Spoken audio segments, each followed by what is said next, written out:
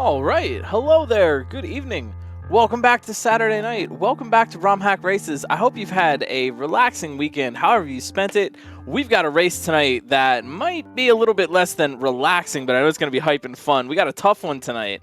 Quiet Mason, SJ and Charlie the Cat, two excellent makers on their own, have collaborated to bring us this level tonight. Things left unpressed. And I give you a little breakdown of the difficulty, as rated, of course, by our testers. Length of longest section, 4 out of 10. Hardest trick to figure out, 7? Am I seeing a 7 out of 10? Hardest trick to execute, 1, 2, 3, 4, 5 out of 10. So, interesting setup here. Shorter sections, but maybe some really cosmic brain stuff. I hope you're ready for it. I'm GlitchCat. I hope you are doing well. Feel free to make some noise in the chat, especially if I'm coming through. I want to make sure that you can hear the commentary. I'll be bringing you the play-by-play tonight, but the race is brought to you by all the racers who have signed up, who have no idea what they're in for, have never seen this level before, gonna have to use all their wits and skills, and it's also brought to you, by, of course, by Dr. No, Osu, and all the scouts and testers behind the scenes at Romhack Races. I'm gonna forget somebody, I'm sorry. Darkenine, SJandCharlietheCat, of course, Sojo for helping us test. Nom, and D to the fourth running the website. You can check out the leaderboard and the website, exclamation website or leaderboard to see what place everybody has come in. There's no places yet. We haven't raced yet, but we're gonna in about a minute. So grab a drink, grab some snacks, grab whatever you need to do, get comfy, and we're gonna be ready to start soon. I hope you're feeling well. I don't know, how's it going? How are you? Hope you're ready for a fun level. Oi. You know, we've seen levels from Quiet Mason and SJandCharlietheCat before. Like I said, this is a collaboration, so I'm really interested to see what they've got. I know both SJ and Quiet Mason are sort of known for some item abuse and some trickery, so we'll see what they have in store. I'm told this is pretty cosmic brain. I don't know what's coming up, so I'm going to see it along with all of you. There's one other thing I wanted to mention. What did I want to mention? Something. I'm sure I'll remember it. Anyhow, we got a race. Let's go. Let's get to it. We got Germdove, Muzzle, B2, DE81, and Halcyon ready to start us off. We have more racers who are not on the restream because we can't fit anybody, but we got scouts who are going to rotate them in. Each room disables one or more buttons or limits your number of jumps. However, in all instances, you can still hold jump to slow fall. Whoof! Okay, let's go. Brain time here. Rooms where it's possible to soft lock have a very short timer. When jump is disabled or the number of jumps is limited, this applies to both regular jumps and jumps. Okay, well, we're gonna figure this out together. Your humble narrator and friend, also am seeing this for the first time. The racers have no idea what they're in for, so we're just gonna have to wing it here. What is up in this first room? Throwing the shell up. So we've got a limited number of jumps. Okay, all right, let's just step it through. That's what these racers are going to be doing right now. Just step it through, think about it, don't be afraid to try things, and learn here. Sometimes if you're given a lot of information up front in a level, doesn't necessarily mean it's going to be ridiculous. You just have to think it out step by step. So first things first, players are, trying to get this shell up onto the dotted line. That's a 1F0. It causes sprites to be in a permanent state of falling, as I'm sure many of you know. And they have to do this with limited jumps. So they have to do this by running up the triangle on the right here. Now, I'm following along here, too. We got Louis Duse coming in on the left, already a room ahead. So I guess we'll never know how the first room goes. So, what's Louis Duse doing? Germdove, Muzzle, Halcyon, sitting around thinking about it. Halcyon trying. Ooh, I think Halcyon's got it. Keep your eye on Halcyon in the lower right. But Louis Duse in the lead right now. Getting bounced by that penguin. Okay, limited jumps here. I see. Limited jumps, so you can't just cheese through everything. And Louis is shooting the on-off switches with fire. Here goes Germdove. Upper left. And wow, a whole controller guide. Amazing. So in this section, I see left and right are disabled. So you can only get bumped by the penguin. Lot going on right now. Louis still in the lead right now. Halcyon moving on. Second section. Sorry if I missed something going on. If you have any questions or anything about what's happening here, ask them in chat, and we will. I will do my best to answer. Louis Duse moving on. This might be one of the trickiest levels I have ever commentated, and I would like to give big props to Quiet Mason and SJ for that. This is remarkably tricky. Louis Duse moving on. I mean, kicking butt here. If you want to know what's going on, you don't even need to listen to me. Just check out Louis Duse and see what is happening. But we got RB, Pimlico, Germdove, and Halcyon all making progress. RB in second place right now. A little bit about the bumpities. They give you slope speed when they bump you, and they just send you in a direction. So in RB Pimlico's room, left and right are disabled, so the only way to move horizontally is to get bumped by one of the penguins, and then fireballs are activating the switches and killing enemies. And RB Pimlico moving on, might be giving Germdove or Louis a run for his money here. Germdove trying on the second section with Halcyon, trying to ride the disco and hit the switch to open the door. This is wild. Yeah, big agree. Big agree. Got Kaigem coming in the lower right. You can see that is one thing. I've been handed an urgent memo. You can see that the rooms are numbered right by the start of the room in Roman numerals there. They never even tried to teach us that in school, by the way, Roman numerals. But you can see that there's the number of each room, so we can tell where the racers are in this ridiculously cool level. Looks like Louis got the hang of this Lava Lotus room, but RB Pimlico kind of hot on his heels here. Things are numbered in this room with a limited amount of jumps, and yeah, the numbers telling them what order to do everything in. Germdove, oh no, almost getting out of their room, and Louis still in the lead right now in the lower left, room 5.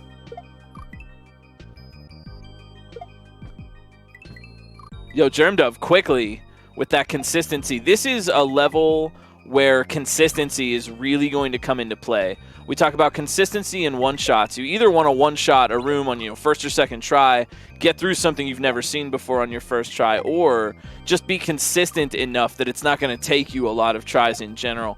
And I think with the intense braininess of this level and just the amount of things to figure out, it's really tough to rely on a one-shot on your first go. So being able to just be consistent with what you've already learned, really, really good strat, I guess, if you could call it a strat. Skill, rather.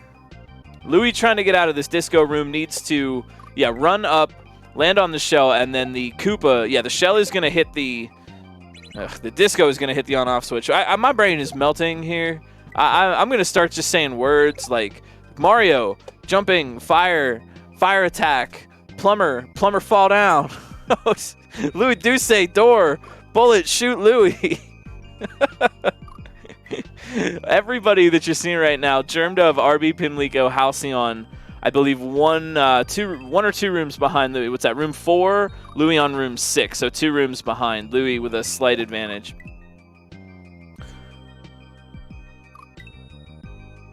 I really like this Lava Lotus room. I think that the little tiny numbers that show you what order to bounce on things and what order to do things is so helpful. If you're ever thinking about making a complex bounce sequence obstacle, it maybe seems like over-indication or something in some cases, but it's such a nice way to just let the player know that they're doing it the right way. With so many possible options for jumping and moving and where to shoot and what to hit, having numbers, we've seen that in a lot of levels as well as other hacks. It's just such a nice way to just give them a little heads up. The trick in some cases isn't figuring out how to bounce on all the things and what order to do it. The trick is actually physically moving around in there and being skillful with the characters. So I really like that kind of, you've got to make decisions between like how brainy and how skillful you want the player to be in some cases. So nice work from SJ the Cat and Quiet, SJ the Mason and Charlie the Cat. What a wild level. I'm trying to keep up with this here. I'm sitting and just watching this with everybody. What is Louis even thinking about in this room? Gotta get the bullets out of the way? Using the bullet to wrap around. Red bullets don't work. And then using the black bullet down there to loop around and avoid the Kaizo blocks. Gray platform to pick up the shell. And then looking for a way to get back. Tons of folks in room 4 right now. I like this. Louis' lead in this level is not secure right now. unless he can pick up the pace a little bit. This is where consistency is really going to come into play. If players can get super consistent and get good strats for this Lava Lotus room number 4 here, we're hopefully going to see some players get out of there really quick. Hopefully put the pressure on Louis a little bit. I just like, we like a good race.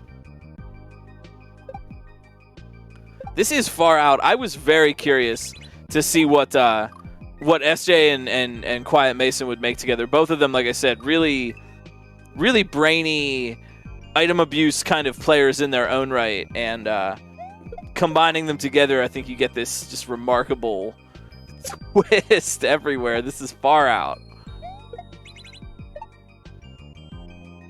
Yeah, I saw that. Louis going for the no P-speed midair in that room. I think they know that's not what you do, but Louis is usually not one to shy away from some swag strats. Oh, hey there. Misha Vargas in the upper right. Almost out. Once all 3 of those Lava Lotuses are gone, looks like the door, the little ghost door down there at the bottom will appear. Get them out of the room. This almost reminds me of like 100 rooms of enemies or something like that. Really old school hack. Louis Duse, though, 1 room ahead. They finally got out. Now, I didn't notice, if someone could actually tell me, help the commentator out today, what was disabled in this room. It looks like maybe left and right are disabled. So Louis, no left, right on. So Louis can only press right in this room. And anytime they want to go left, they will need to bounce off those note blocks. Those are nice. The bounce on all sides note blocks, really nice way to kind of, I call it like a pinball section, Mario's bouncing around left and right between them because the regular note blocks don't do that. So if you want the that nice little bounce action, go for the bounce on all sides. Kagem, look out, room 5. Kagem in the upper left. Misha Vargas almost done with room 4 in the upper right. And CO Kadelic, making moves. Nice to see CO in the lead right now, or in the the head of the pack. Yeah, all right. Halcyon now in room 5. Yeah, got to run up the edge there. Oh, Halcyon got that quick. Run up the edge and get the Koopa to turn into the disco, so you can surf your way out of there.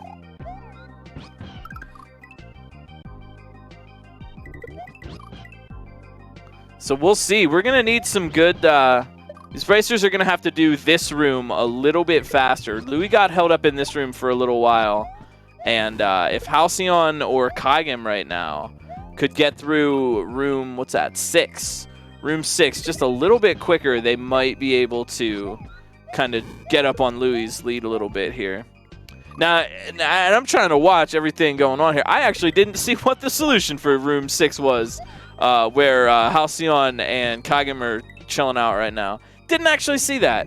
It involves something with this shell, I'm sure, and bouncing back to the door that's above the on-off block there. But, yeah, I don't actually know. Louis Duse, though, out. Oh, my. Oh, my. Y, X, and Y are enabled. Oh, geez. Holy smokes, I know. Okay, all right, well, let's all watch Louis and see what Louis does. Louis is really the true commentator of this level, showing by example here how to play.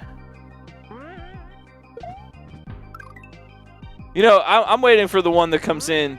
If you stream enough Kaizo on Twitch or whatever, you eventually get at least a few. I'm waiting for someone to come in and be like, oh, yeah, I remember this level, bro, from when I was a kid. Yeah, Super Mario World, old game, easy. I beat this when I was like 8, man.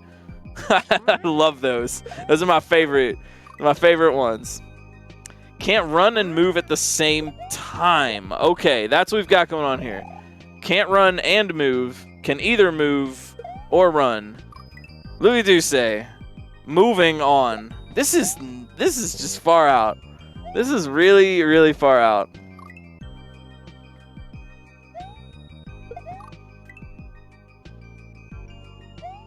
Oh yeah, Halcyon. Oh, almost out of that shell room.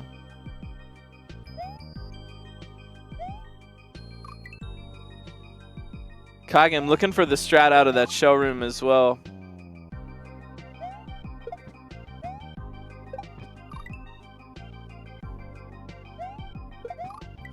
You know what? I normally give cool points out while we're doing these races.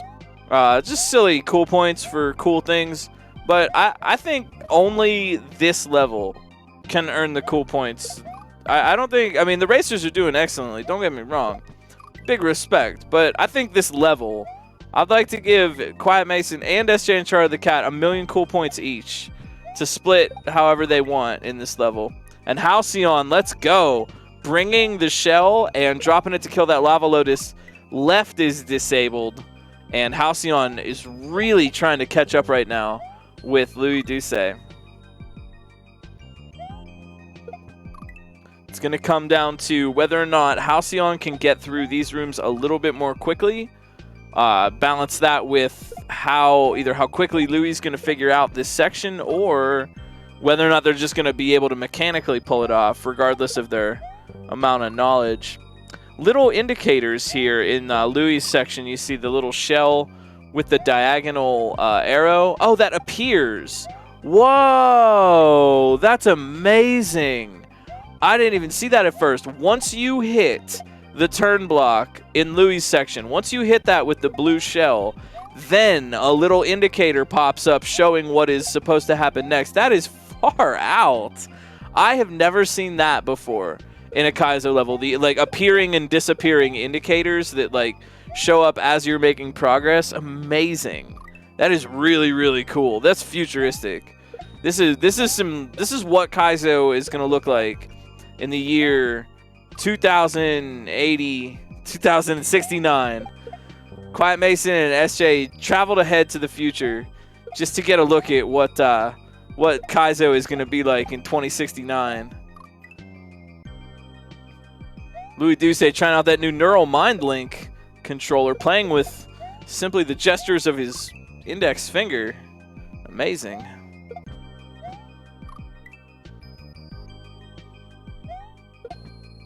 So Louis' strat right now. First thing, I think I get what's going on here. Louis cannot run and move at the same time, so keep that in mind for a limitation. First thing is to knock that blue shell into the pit there, and then it gets the Kicking Koopa moves it. Hang on, I actually have to see this again. I am also like watching this. Yeah, bop the blue shell to stop it from moving. That makes it fall down, and then the Kicking Koopa catches up with it. The Kicking Koopa kicks it again, and you kick the yellow shell into the pit in such a way that when the blue shell is above the yellow turn block, the yellow shell hits it, thus popping the blue shell up into the air. And if that was that too much to absorb, would you like a recap? Remember Frog Fuchsius from Mario RPG? But that is going to give some friends a chance to catch up here if Louis is going to be hung up here a little bit. Yeah, and then it looks like, yeah, and then you're going to be bopping the shell in the pit to get another jump as you're bouncing the blue shell up and over that section. And then that's going to the next Kicking Koopa. That is honestly, that can be the case. You know, we always say that, like, sometimes if it seems suspiciously difficult, you might be doing it wrong. But in this case, it's hard to tell. So it looks like Louis got through, but then didn't move fast enough. I honestly, I will say big shout out to the testers. Thank you to the testers for this week. This was... I didn't get a chance to test this one because I was kind of busy this week, but wow, great job. Amazing. I was going to say that this is quite possibly one of the brainiest Romhack race levels I think I've ever seen. We have had others in the past and some ones that kind of had more puzzle type elements, and we've seen some single room kind of thing, but I just think the combination of elements here, the flow, the indicators popping out, and I don't mean that in a bad way, it's just very, very brainy. This is really interesting stuff right now. I think also this is one of these levels that might be a little bit easier to play rather than to see, because the players know what buttons are disabled at what time. And as a commentator slash viewer, sometimes it might be a little bit difficult to tell, oh, that's why that section is tough, because their button is disabled.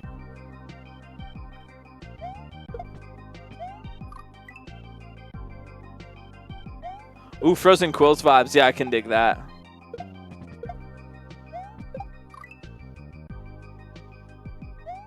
Also, like, how are y'all doing? I hope the answer is good. Hope you're feeling okay this weekend. Having a nice time. I see. Louis doesn't want to bring, or doesn't want to kick that shell there. Because if they do, it goes down and activates an on-off switch that puts death blocks in front of the note blocks they need to jump on. There are a lot of blocks. There are some blocks here, let me tell you.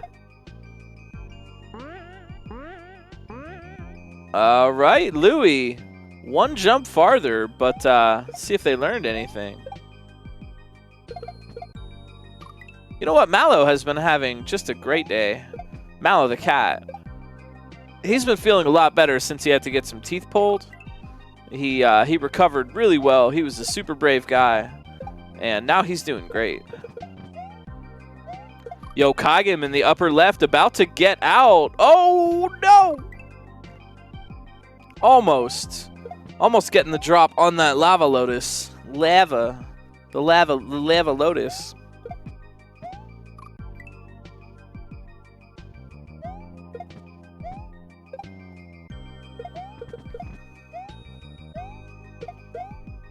Everybody on room 4 right now. That's impressive. That is impressive. Did those blocks go gray because of a limited number of bounces? That I actually don't know. Maybe Quiet Mason or Charlie the Cat could help us out a little bit. Normally I know what I'm doing here, but this level, I'm not so sure. Which is cool. Let me be very clear. That is cool. I think that is a neat thing. I'm not saying it's not. Looks like Halcyon is ready to learn some further information, and we have got a tied race here right now. Halcyon versus Louis Duse on the bottom of the screen. Louis Duse with a lot more time spent on this section, a little bit more knowledge. So once again, we get to see if it's going to be consistency or if it's going to be one-shots. Now, there's a move that I absolutely love. I love that move. I am so thrilled with that move. I get that one. Louis, when they get across, they're going to grab the shell here, bop the blue shell over. Now they're going to get up to these note blocks up here. And Louis figured out, if they didn't bop the shell to the left and turn on the death blocks, preventing them from bouncing on the note blocks. But if they wouldn't have done that, they get to do this really neat move. Those are bounce on all sides note blocks. The left and right of the block will also kind of jettison Mario around. And you can do a really neat trick with that I actually have thought of ways to force in Kaizo levels. Not that this isn't a Kaizo level, but that I've also tried to mess with, where if you jump right at the seam between those two blocks, you'll get bounced upward by the block that you're standing on, but you'll get bounced to the right, or whatever direction, but in this case the right, by the block to the left of it. And you're just aiming for the seam in between there, but it gets you up into the right. And since running is not possible in this section that Louis and Halcyon are working on, using that trick is the only way to clear that distance. And that is like Voyager space probe cosmic brain. I'm serious. SJ and Charlie the Cat and Quiet Mason went to the future, saw what Kaizo would be like in 2069, and said, we can do better, and brought back their version for us tonight. That is such a cool trick. It reminds me of a probably long-forgotten piece of technology in Mario Maker 1, the sideways spring jumps. Germ Dove out of that room, and we might have a three-way tie here on this Spooky Forest section if Germ Dove can graduate from Kaizo Academy here. But the sideways spring jumps in Mario Maker 1 kind of had that same property. If there was a sideways facing spring that was kind of stuck in a wall, you could clip your feet below it and get like a pixel jump clip, but get pushed forward by the spring, so you would like jettison yourself up in a big arc up and to the right. And that's that same kind of note block seam move that Louis is using here. Yeah, they're going to try it again. There it is. Really nice trick. I love that trick. It's just so cool. Louis Duse in there. Room X. Look out. Germdove and Halcyon trying to keep up, but I think that little bit of experience that Louis had, a little bit more time in that section made the difference for Louis right there. Gosh, now what? Remember, can't run and move at the same time. So all forward movement is walking speed. You could grab objects, but you can't run at running speed, if I'm understanding this correctly. That's why the players need to use extra tricks to get themselves the distance.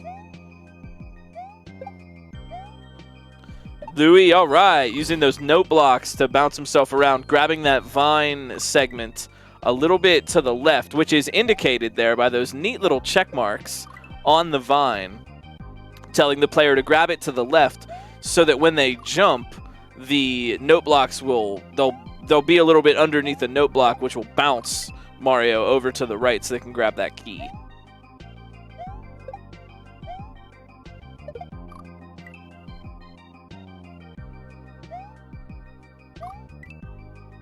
In the first brain room, you can do everything except run and hold items. In the room that Louis is in, you can do everything but use left and right. Okay. Far out. This is so cool.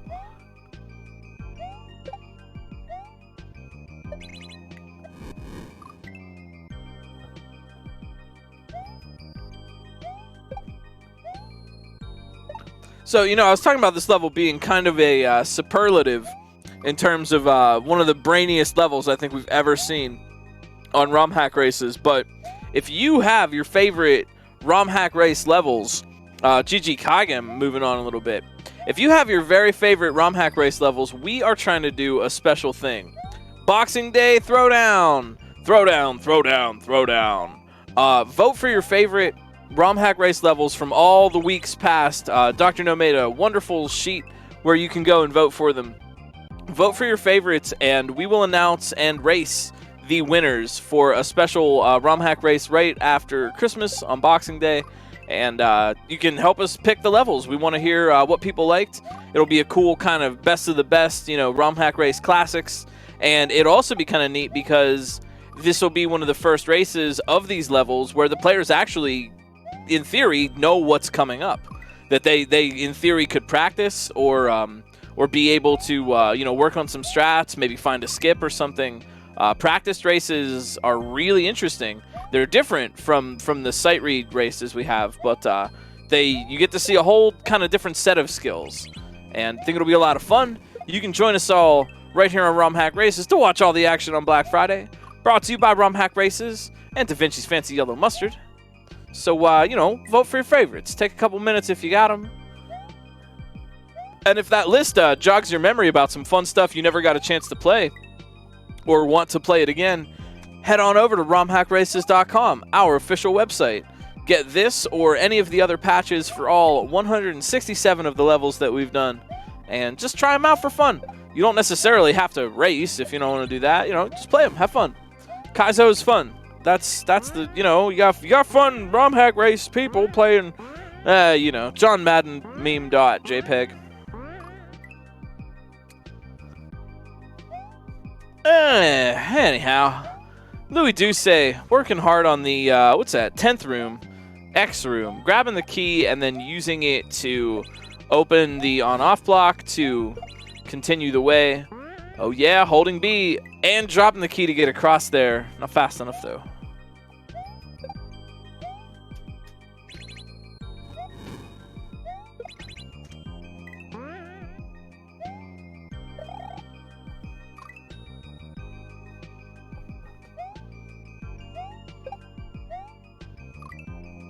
Yeah, if you're having a little bit of difficulty reading what is going on here, little update. Kaigem in the upper left, moving on to room number 9.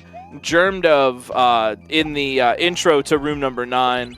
And Halcyon as well in room number 9. Louis in room number 10 right now, one room ahead. If you have any questions or anything, feel free to ask. This is a really brainy level, and there is a lot going on. This is also my first time seeing this one. So I am also kind of in the same position of the racers of, not quite understanding sometimes what I'm looking at.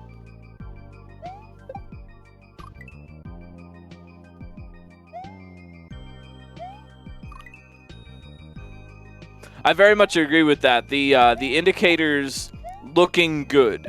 It's, you know, the one thing to be very helpful, they let you know what's up. But here's the thing. They put text and little images and stuff in here that aren't super obtrusive. You know what I mean? You still get a nice visual flow. Oh my gosh, is that it?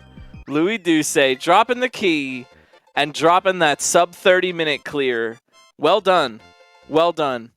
I am really impressed at that clear from Louis. I mean, for a number of reasons. Louis is a really brainy player in general. Go and check out Oops All Grasslands if you like this kind of thing. Louis' setups are really interesting, and Louis' quick to put it together.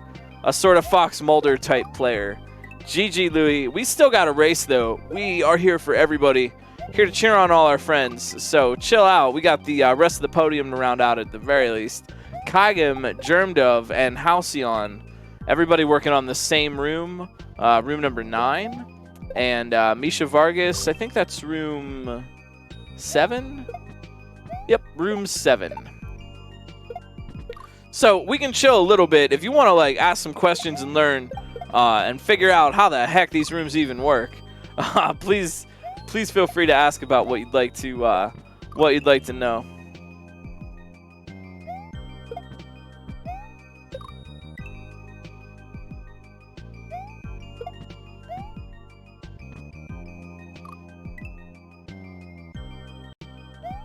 You know, I've heard it a lot in a lot of different hacks, but I just really like this music. It's a nice song. It's just comfy.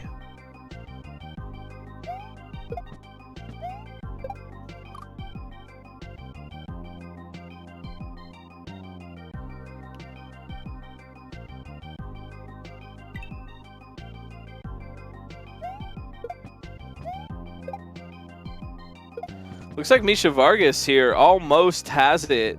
Yeah, Misha Vargas definitely knows what they want for that 7th room. What's up in the 7th room? So bopping the shell and getting it onto that platform. And not being able to move left and right, they need to use the blocks. They're not being able to move left. They need to use the blocks to push themselves back. So anytime Misha wants to move to the left, they have to get bonked in that direction. And then Yoshi eats the red shell that falls, uses the fire from the red shell to kill the kicking Koopa that falls, because if the kicking Koopa is allowed to kick that grab block into the on-off switch, it will block the way and they will not be able to make it through. Once that is all achieved, they get up to the top up there, bounce themselves back to the left on the note block, grab that blue shell that they left there from earlier, and then make their way over to the final jump. They need to put that blue shell in the pit. I'm sure they see this. Put the blue shell in the pit and bounce on it to freedom.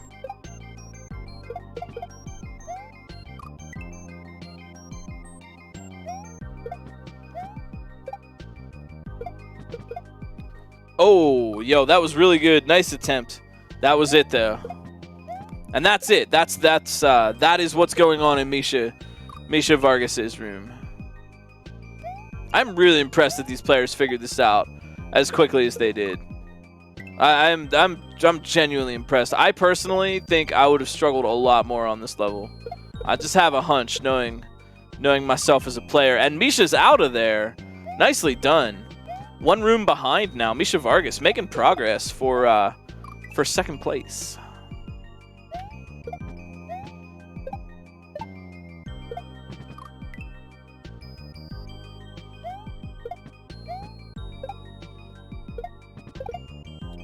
So in this room, you can grab things, but you cannot run. That is what is going on for Kygam, Germdove, Halcyon, and Misha right now. You're able to grab objects, but you always must move at walking speed.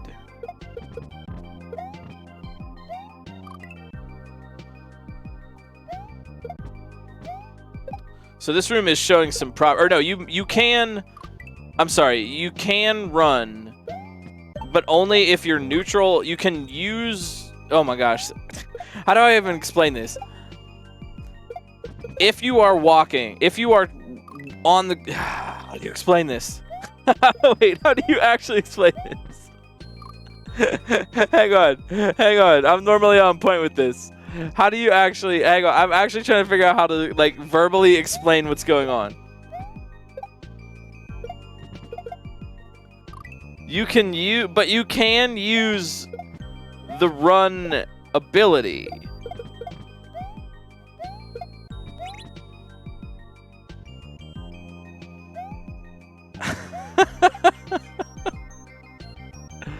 Yes, if you are pressing left or right, you may not run. If you are not pressing left or right, you may hold the run button and get some amount of running, because you can do that even when you're neutral. So in this first trick that Misha is on, it would be easier if I were actually playing this, because I'm trying to like figure out how it feels to play by looking at it. So in this first trick that Misha is on, you have to walk into that seam and then go neutral on the D-pad while holding the run button, because you will get some amount of momentum from that in the air, except you can't be holding left or right, so you have to be neutral. So if you want to go fast, you have to be neutral on the D-pad. Am I getting this? I have to actually ask the makers here if I'm getting this correct.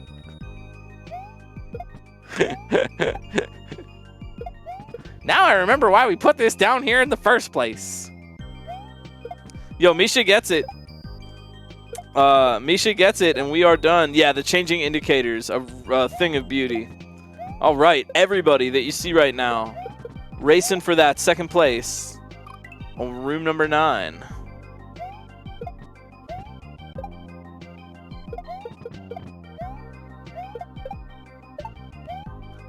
RB Pimlico as well. Got a five-player tie. Big shout-outs, of course, to Osu, Dark9. Thank you so much for scouting for us, watching everybody who's racing, letting us know who's taking the lead or who's making progress. We really appreciate it. Romhack races could not at all exist without the help from volunteers like yourselves. Thank you for helping make that possible. It is not just me. You hear my voice saying silly, dumb things all day, but I am not at all the only one here. Doc, Osu, Sojo helping us test, Omnom helping us test, D4 with the website. I really want to make sure I say like everybody's names involved. If I forgot someone, please tell me. I really want to make sure that everybody that's involved helping out with Romhack races gets a big shout out, because we could not do this without you.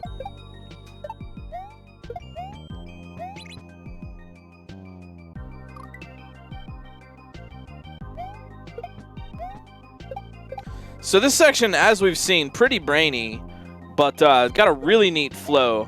First thing is to get that shell, the blue shell, moving, and then open the turn block, bop the shell in the air. That makes the shell inactive. The blue shell then falls down there, and the Kicking Koopa picks it up. The Kicking Koopa kicks it forward, but you kick the yellow shell into the pit before that happens. If you did it at the right time, the blue shell will be over the lower turn block. At the same time, the yellow shell hits that same turn block from the side. You then fall down onto the yellow shell, bouncing off the yellow shell, and on your way up, nudge the blue shell forward, which, since it's rising, will pop forward at an arc and go over the wall and get to the next Koopa. Thank you for 20 months. Thank you for all you do for Romhack races. We really appreciate it. Playing excellent Romhack race levels over on his own stream, and helping out test all the levels for all the everybody.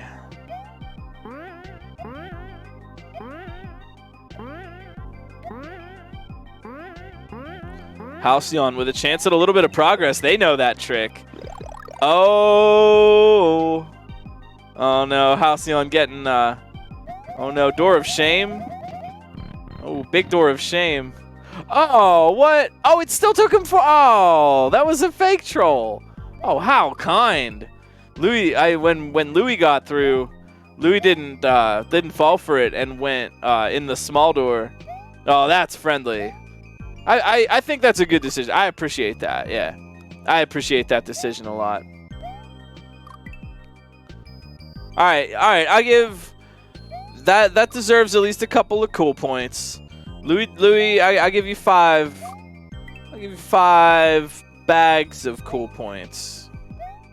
But they're kind of old. They've been sitting on the shelf for a little while. They're still fine. They just might want to rinse them off first.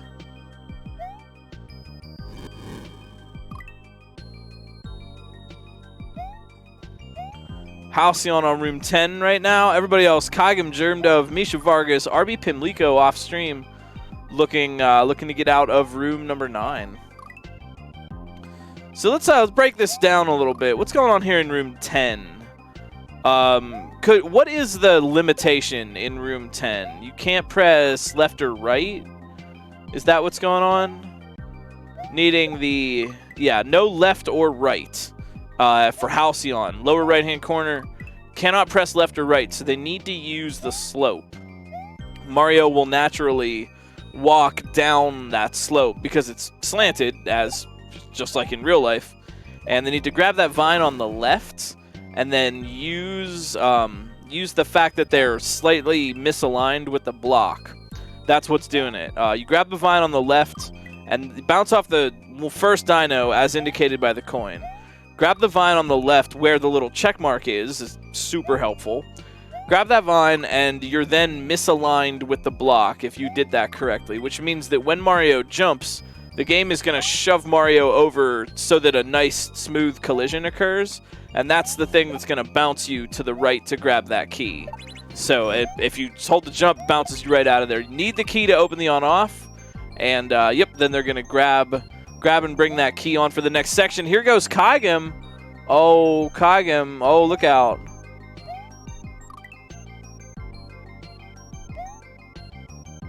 I really like... oh, no! Oh, no!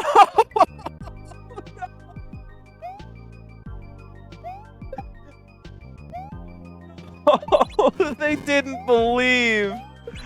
They didn't believe. That's got to be intentional, man. That was intentional. They didn't believe. They didn't believe that would do something. They didn't believe. Oh no.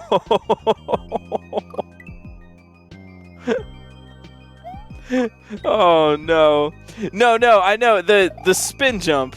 The spin jump was what I meant looked intentional. Like they intentionally gave up on trying to save it and just said, well, I'm out of here. I don't know that for a fact, but that's what it looked like to me, that they just intentionally spin Jimpooed just to give up because they didn't trust that door would actually be something helpful. At least that's how it looked to me. Oh, man. Oh, man. That was really funny, though. Like, laughing with, not at, but that was really funny. Especially knowing what we know about the door. Yeah, that's what I'm saying. There's no other reason to spin. If they would have been trying to get to the end of that, they would have definitely known not to spin. That's what I felt like they did. They just gave up because they're like, oh, there's no way that door would go anywhere. That's what's got me laughing so much. They just had to believe, and they didn't. And you know, the thing is, in any other situation, they're right. That was the right move. There's a low probability that door does take you anywhere at all. Oh, man. Fun stuff. I hope you're having fun, too. Oh, jeez. If you are having fun, well, guess what? You can smash that follow button into cosmic dust and come back and see us every Saturday night for another one of these fun Romhack race adventures. We do these every Saturday night at 8 Eastern, and it's really fun. We have an audience that enjoys it as well. I could just sit in my room and talk out loud about people playing Mario, but it's kind of weird without anyone paying attention, you know? Nathan MG as well on room 8. We got a how many way tie. Kygum, Germdove, Misha, and RB Pimlico. We got Halcyon dropping the key. Nicely done. I like how you see the credits before you actually touch the goal. I like that a lot. It's a nice touch. There's something just cinematic about that.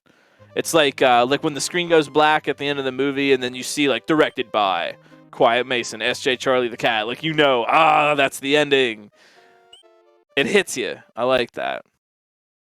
Well done, Halcyon with the, or I'm sorry, yeah, Halcyon. Yeah. RB Pimlico trying to get out of room 9. Kygam as well trying to get out of room 9. Germdove and Misha Vargas also, hey, did you hear about room 9?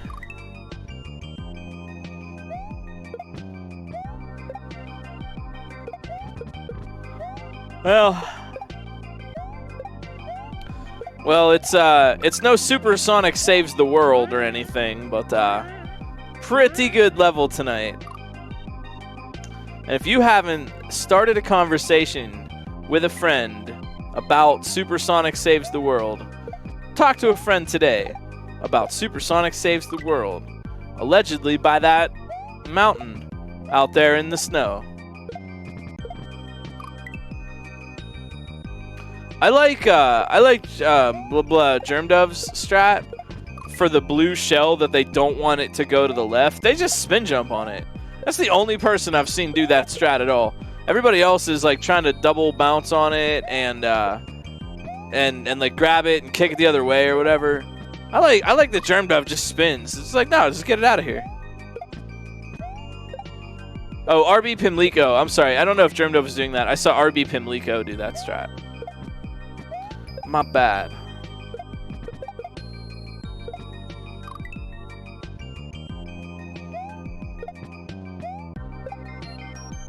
Yeah, you know, I want to be impartial, just having fun. I'm rooting for everybody, but I'm a special rooting for Kygam right now. They were, you know, that's the thing. They were right in assuming. I think in any given in a situation where you don't actually know what the level is about to do. In a Kaizo situation, yeah, honestly, the correct assumption is that that door isn't going to do anything. In a race, I'd probably still go for the door anywho. But it's a fair assumption. Kygam gave up for a justifiable reason. Lack of trust. It's like you always like to see it when they don't trust, but it doesn't hurt them. And it's rough when they don't trust and it does.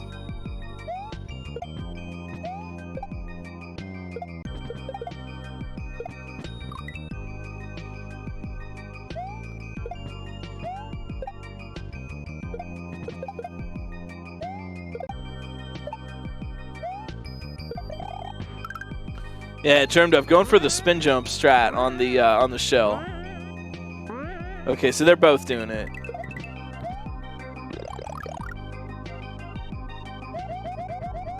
Germdove, yes, being bold, crouching, going for the door. Let's go. Germdove is out of there. Let's do it. Moving on. All right, looking for third place right now. Yo, a really strong finish. I don't mean this as a backhanded compliment at all. I think it would be Germdove's highest podium position, if I'm not mistaken. Right now, Germdove looking for a third place, a really strong sub-hour. Oh, last week. Okay, word. You know, I got to do better about that. I take responsibility for that. I want to do better about having some stats for everybody. I want to, before the race, I want to go through and just have some stats on players, and I think that'd be neat. Maybe we could get like Romhack races, like trading cards, you know? Oh, the Louis Duse rookie card. Oh, whoa.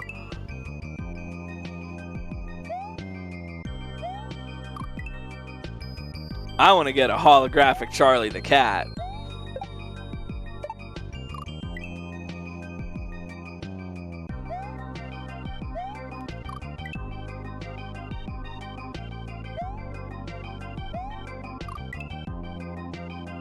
Yeah, that is the thing. I have seen a lot. Let me put it this way. And again, I try to say these kind of things. Like, I don't mean this as a backhanded type of compliment.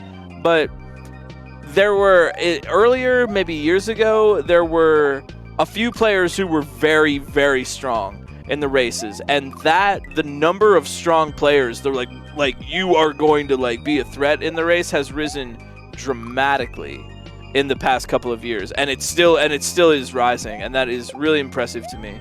Like I mentioned a lot, a 4 out of 10 difficulty is not nearly as hard as it used to be. RB Pimlico. Now what you gonna do, RB Pimlico?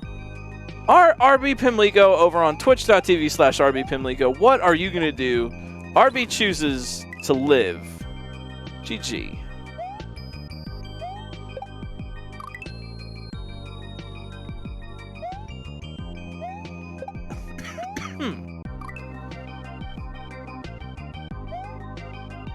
Yeah, we all want the holographic Charlie the Cat card. Those are super rare. That might be an eBay purchase.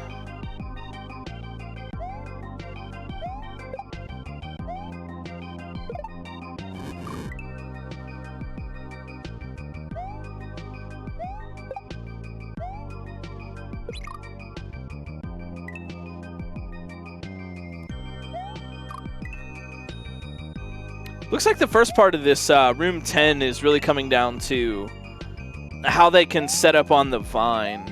That seems to be giving everybody a little bit of trouble. It's a really subtle jump though, so it's no wonder it's pretty tough.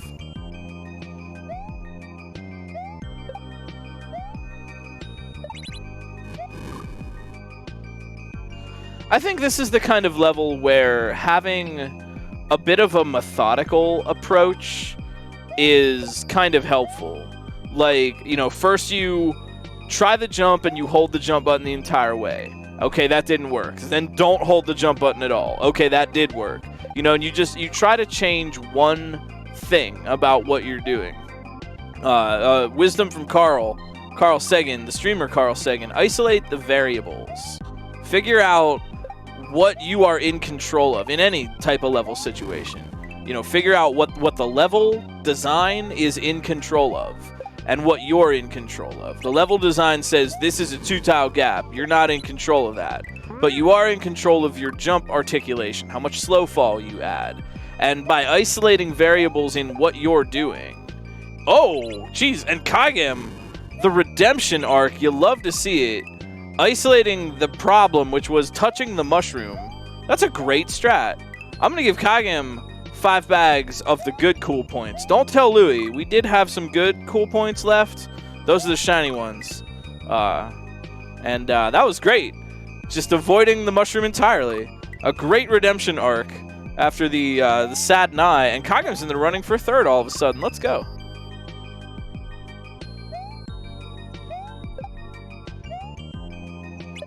But isolate the variables. I gave you cool points that needed rinsed off first. I gave Kagem the good ones. But isolate the variables. Figure out what you're in control of. Hold the jump button the whole way, and then don't hold the jump button the whole way. Run all the way to the wall, and then start moving. Run halfway to the wall. Figure out where you're stopping, how long you're holding the button. I stop exactly 2 blocks from the wall, 2.5 blocks. The more precise of observation you can be, the more precise things you can do with the controller. But it all starts from that observation, finding the variables that you can isolate. Look out, Misha Vargas.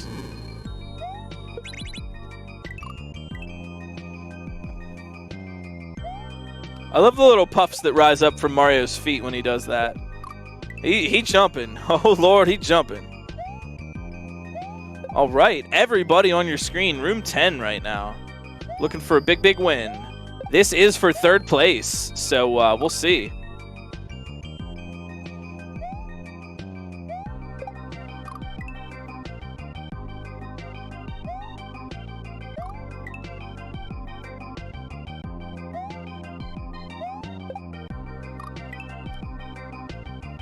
This is a section where gauging your jump height and your slow fall is really, really helpful. Knowing that you want to do a half height jump and then re-grab it and slow fall the whole way, because you can't left-right to adjust your position in the air. So you just have to watch that dino walk and figure out exactly how to jump so that you hang only long enough for the dino to get underneath you. No more, no less. It's a very happy medium. Germdove looking good right now. They have the most experience with this section, I think. Germdove and RB Pimlico. But it looks like Germdove's got a good strat for that vine grab. And they are really getting close. At least all racers on room 6 at least? What the? Amazing. I'm really proud of everybody. I am, honestly, be real for a sec, I am really grateful to be able to do these races every Saturday. Y'all are wonderful. It is an honor to put these on. It is really great to see everybody's skills. I have a ton of fun doing commentary for this, and I'm really proud of what we've done in 167 weeks. Plus, with more fun special events coming up in the future, we're not even slowing down. I'm legit very, very grateful to have y'all in my life. Thank you for that. And Germdove, my friend, with ASM by Russian Man. Oh, look out, Kaiser blocks. Nicely done, Germdove, with the very, very solid third place and a sub-hour. That was good. Germdove is a solid player. Watch out. Go and follow the racers too. That's an excellent prize. Give them a sub even.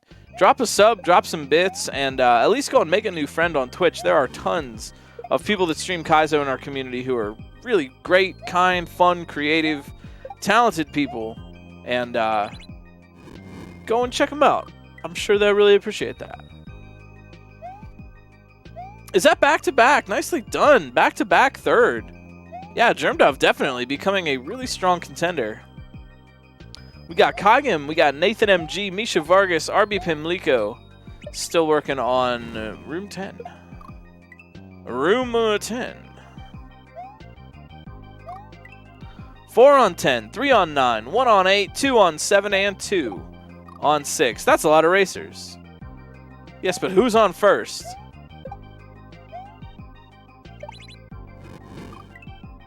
Who? The man on first. Who? The man playing first base. Who? What's that from The Simpsons? Well, it's Seymour Skinner. It seems we're putting together a baseball team, and I was just wondering who's on first. And Skinner just goes, yes, not the pronoun, but a baseball player with the unlikely first name of who.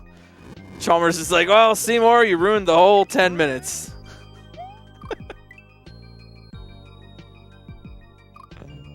Germdove, thank you so much for the raid. Thank you, thank you. Great job. Third place tonight, my friend. Third place on this excellent Charlie the Cat and SJ and Charlie the Cat and Quiet Mason collab. 3 friends. Charlie the Cat. We know Charlie the Cat did the most. Did the most helping.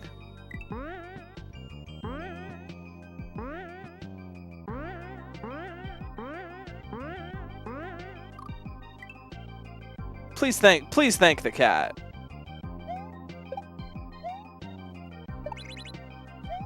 How are your cats doing? Can I get a cat update? Can I get a chat cat update? I'm curious about what they're all up to. Mine is hanging out somewhere downstairs. I was playing music today and he came and got me and he meowed at me. He did the GC7 emote at me and he made me go downstairs and lay on the couch and take a nap. And then he laid on me, and we both took a nap. It was seriously so adorable. I was like, you know what, dude? You're right. Let's go take a nap. He knows. He knows when it's time to take a nap. Aw, I hope Charlie feels better soon. We recently switched Mallow over to some new food. He's been adjusting a little bit. Oh, no! RB Pimlico, they had it. They had it. But nothing to stand on. Wonder what that could be.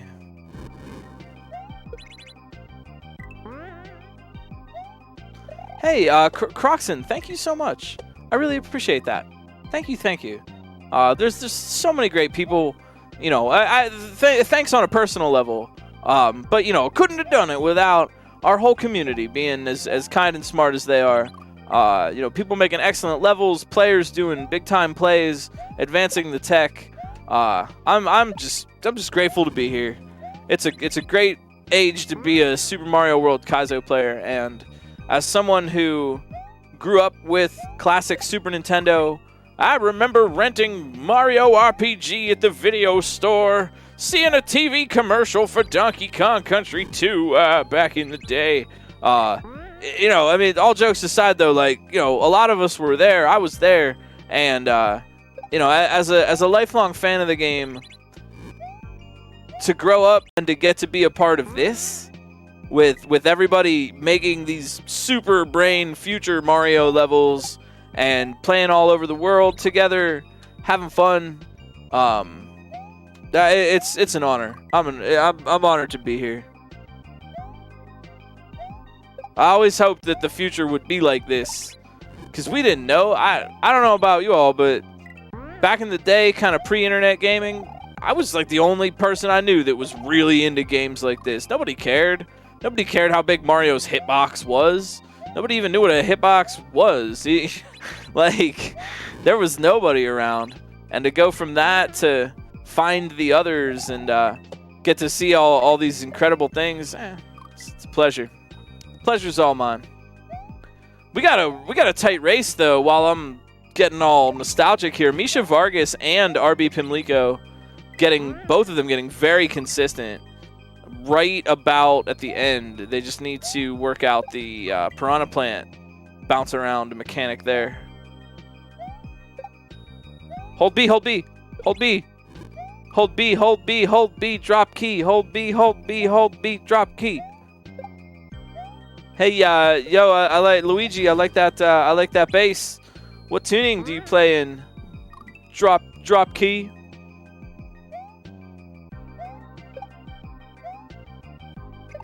Oh, I missed it. Oh man, maybe it's for the best. We'll just pretend that didn't happen. Osu, I didn't see anything. I don't know. And as the official seer of the race, as the official seer of what happened, we'll let that one slide. Here goes RB Pimlico to not grab the key. See that? First try. Yo, hey, there it is. Yo, RB Pimlico. Nicely done. Oh, just over an hour, rather.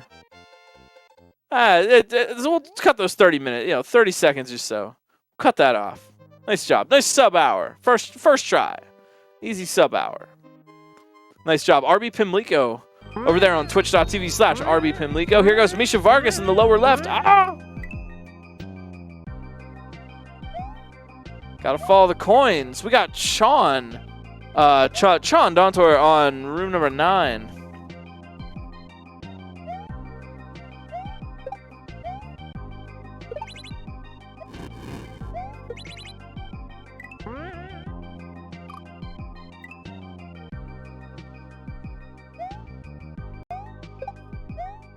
Yeah, really, excuse me, really tight race at the hour mark. There's always kind of a race within a race, which I think is something really interesting about the way we do this. Is like a couple players will group up kind of at the beginning, and then a couple of players will group up later, and there's like brackets kind of by default. Like, we don't have brackets for the race, but just, oh, Nathan, no, grabbing the key. They had it. But just like brackets kind of form by default, where a lot of racers will kind of have the same experience at the same time. I think that's really interesting. There we go. Misha Vargas beating Nathan to the punch there by not grabbing that key. That is a thing. That is the thing about landing on keys that actually can be kind of tricky, especially if you're doing like horizontal transportation key jumps over a horizontal area. Like you're standing on spikes and you key jump to keep yourself moving. Holding Y when you land on top of the key, if you're trying to stand on it, will kill you because you pick up the key instead. That's kind of something to be mindful of for key jumping scenarios. Seo Kadelic coming back in here, room 9. Kagem on room 10. Sean on room 9. Nathan, MG on room 10.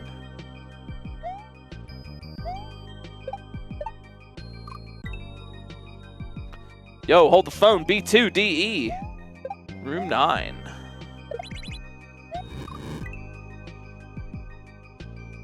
What are y'all playing this weekend? I noticed there were a lot more homies on the Pac-Man 99 server. Usually there's no one to play with except for ridiculously skilled Japanese players that I always lose to. What are y'all playing this weekend if you get a chance to relax a little bit? I still have to beat Metroid Dread, man. I want to watch speedruns of it, but I'm like, no, I don't want spoilers. So I can't watch speedruns until I beat the game, and yeah, Supersonic saves the world. I cannot, and I don't mean this in a sarcastic way, I cannot say enough good things about that hack. I really can't. It is a phenomenal game, just in and of itself. Very difficult, but it brings something to Kaizo that was sorely needed, and which has been done before in ways. Narrative storytelling has been a part of it, and not to say that Supersonic Saves the World has invented it, but I think it has done it with a unique tone. Excuse me. It's done it with a unique tone. As most art is more the artist and less the content necessarily, more the tone, less the, I don't know what I'm trying to say, but it's a very good hack with a lot of really good design.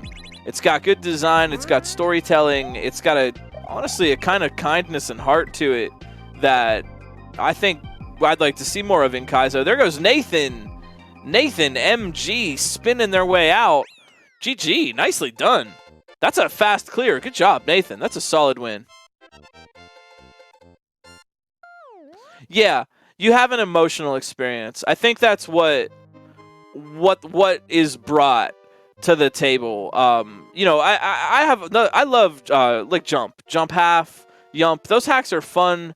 They're silly. They're using all sorts of custom trickery and vanilla mechanics, and I think that ultimately Supersonic Saves the World is different because it is doing something else with that idea of a lot of silly trickery and custom stuff and funniness and humor along with it. Jump is trying to have one particular voice. It's kind of a comedy, and I don't know, Supersonic Saves the World is funny. It has comedy, but it brings a kind of, I don't know, emotional depth to it. I guess that's the only way to say it. And not to say that all, you know, only Supersonic Saves the World has emotional depth. It just has a unique flavor of emotional depth. And I think it's worth a playthrough. Yeah, you know, right, far cry from something like Mario's Mystery Meat, which does something very impressive just in a very awkward way and has its own sense of humor. It's not necessarily, it's the first hack to have a sense of humor, but it's the first hack to have its sense of humor. And I appreciate that. So if you haven't talked to a friend to get yourself a copy of allegedly Maddie's Super Sonic Saves the World is the official name. SMW remade from memory too, if you're down for a little bit more of a vanilla experience. I've been watching some folks play that. It's been fun. It's silly.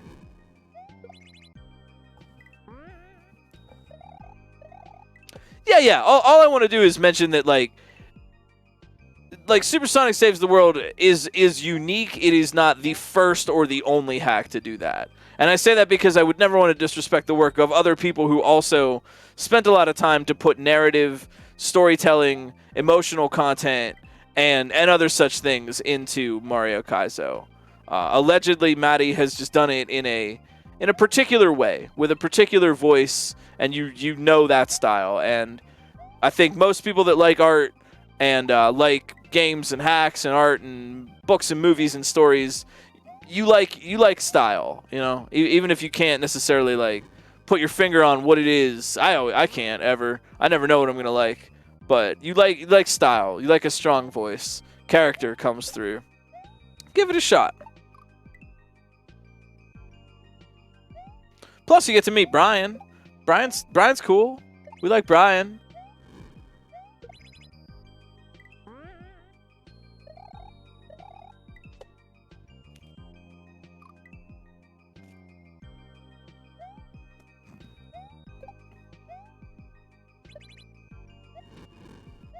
I think there's an element of relatability to Supersonic Saves the World above and beyond silliness.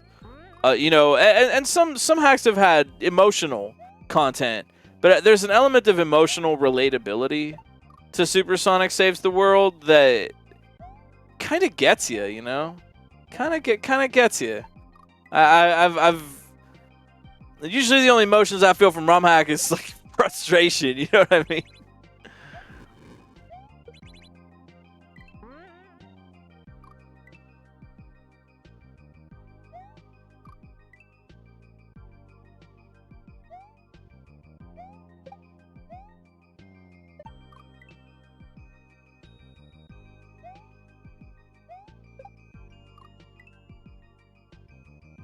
Yeah, self-awareness is a good word for it.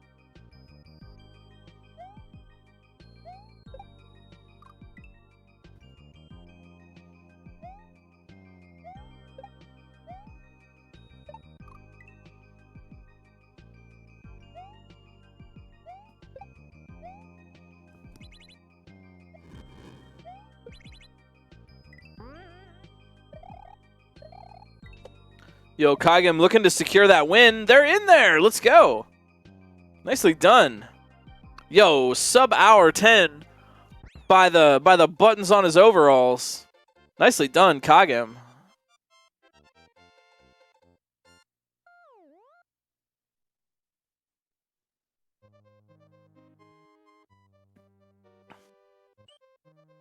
What else? What are y'all playing? Even if it's not Super Mario. Me, I was playing Pac-Man 99. I'm still playing that dang old game.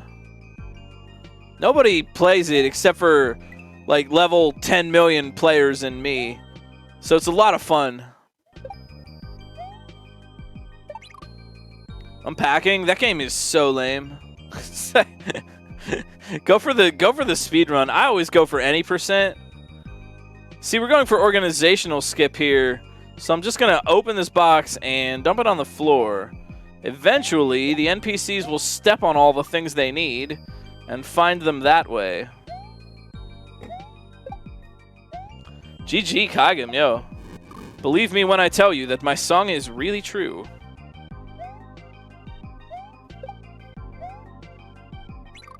Celeste Squish. Love that game. It's a little squishier than Celeste. I like that about it.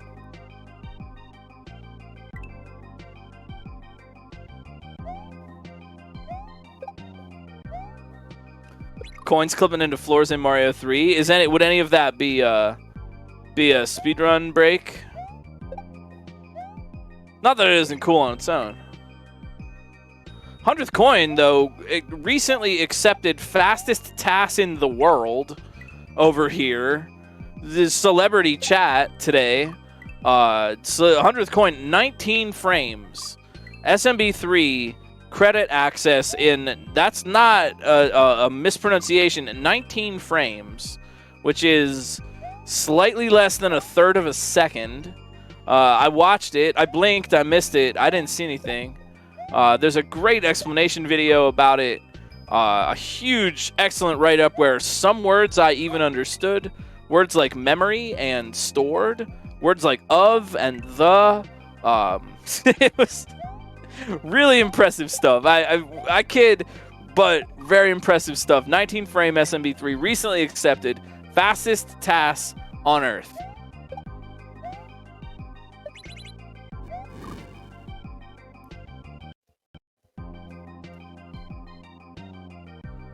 Yo, Chon making their way back in here. Room 10. All right. Let's go. Muzzle versus Chon here on room 10 for looking think 6th place. Yo, 100th, I dig that. I dig that. I definitely spent more time on that Tonkachi history article than anything I ever wrote for college, and I was an English major. Racing for 8th right now. I was a freaking English major. I just am not that jazzed about Beowulf. I'm just not. I'm sorry. I'm sorry, okay? I'm sorry, Mrs. Mildren. That's not her real name. I'm sorry, Mrs. Mildren. I just can't do another Beowulf. Grendel's the monster. Oh no, look out. Beowulf. Who's gonna save us? Man, oh man. I just can't do it. I just can't do Beowulf anymore. Man. English, that degree where you study Beowulf and Chaucer. Not that there's anything wrong with those things. I'm just Beowulfed out. I'm just Beowulfed out. I just can't anymore. Oh boy, I just can't. I do want to go to a mead hall, though. That sounds like fun. That sounds like a lot of fun.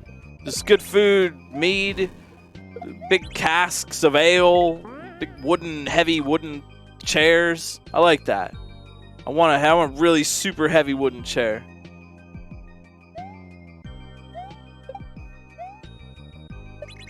Mead is good. That is true. Like medieval times. I've never been to a medieval times. I'd go. I would for sure go. I've just never had the pleasure. No, I've never had the pleasure. It just seems like I like spectacle, and I don't mean in a bad way. I like wild stuff. If I get to go and have a tankard of ale and see some live jousting, like yes, that sounds excellent. I just love silly spectacles and doing silly stuff. It's super fun. I would absolutely go to that. Or a Renaissance fair. I've never been to a Renaissance fair either. Oh, I'm sorry, a ye old Renaissance festival. My bad. That's why I can't go, because I can't speak the language.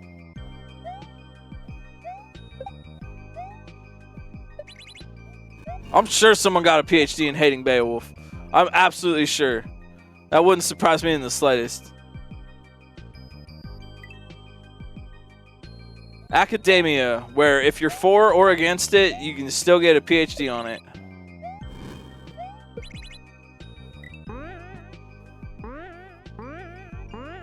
Chon versus Muzzle right now for the final clear. Cadelic B2 doing their best. Here goes B2 though. All right, B2. All right. Carefully sliding, picking their moment, pressing that down button.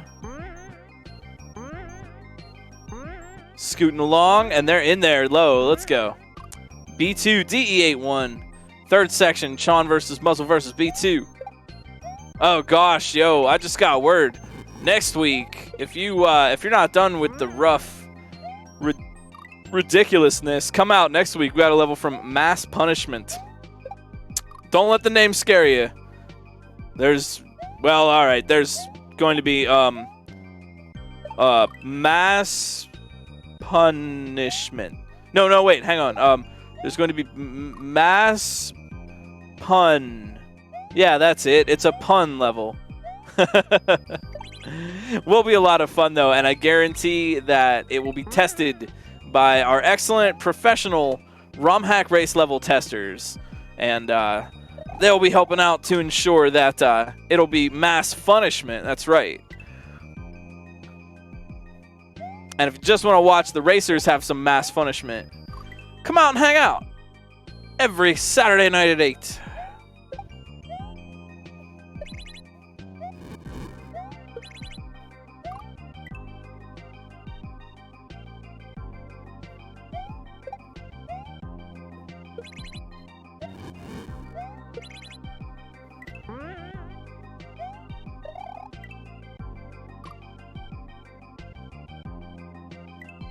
I know someone who got a PhD in mathematics that was like not usable. It did like abstract that didn't have any real world application. It didn't apply to anything yet. And their rationale for that was, and I quote, "I just want to be paid to do math forever." I respect that. 11629, yo, for Kakusho. A good streamer. I see them on very frequently. Twitch.tv/Kakusho. And a 11629. Nicely done. Well played. Muzzle. Oh, no! Grabbing the key. Ah, you hate to see it. Ah.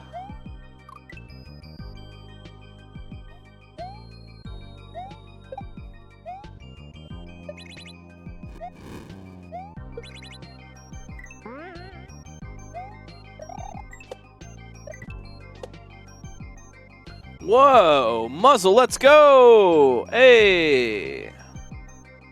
That is an interesting idea, Darkenine. A level design contest where you're not allowed to playtest at all. That's very interesting. That gives me a thought, too. I really like, and I'm actually surprised that Mario making communities don't do this more. It might go along with the idea of, like, a timed... Well, I mean, I guess SMW Central does this on occasion. They did, like, the 72-hour Kaizo. But, like, a timed level build where you have to use certain elements. You know, just like on, I don't know, like those cooking shows where you have to use oysters and peanuts or something in your recipe in, like, every dish or whatever. Kind of like that. Like, you have, like, so much time to make a level, and you have to use elements that you don't know what they're going to be ahead of time. Yeah, Iron Kaizo. Delicious. Souffle of Yoshi egg. Thanks to the raid, Muzzle. Great job on the level. We got Chon on the last section, room 10. B2, same section. Undead Blackbird in the upper right, room 9. CO Cadelic, room 9. Carp!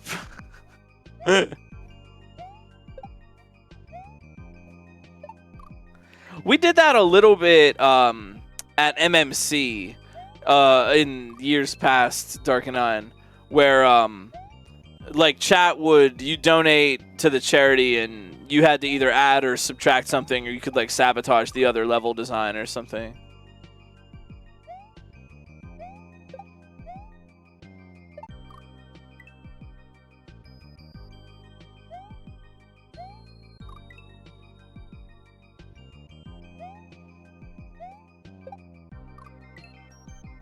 I really liked the 72-hour Kaizo level design. It was really fun. It got me making something.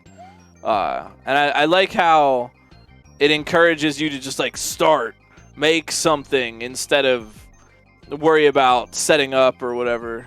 Make a base ROM or whatever. I literally just went to level 105 and just made something without changing any of the graphics or anything. My 72-hour Kaizo level was literally just, it's literally rearranged 105.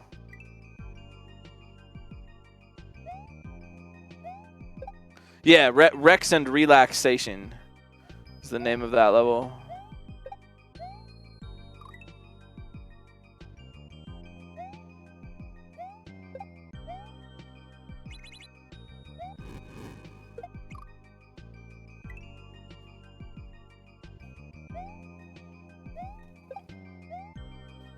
Oh, see, that's lovely. That's excellent.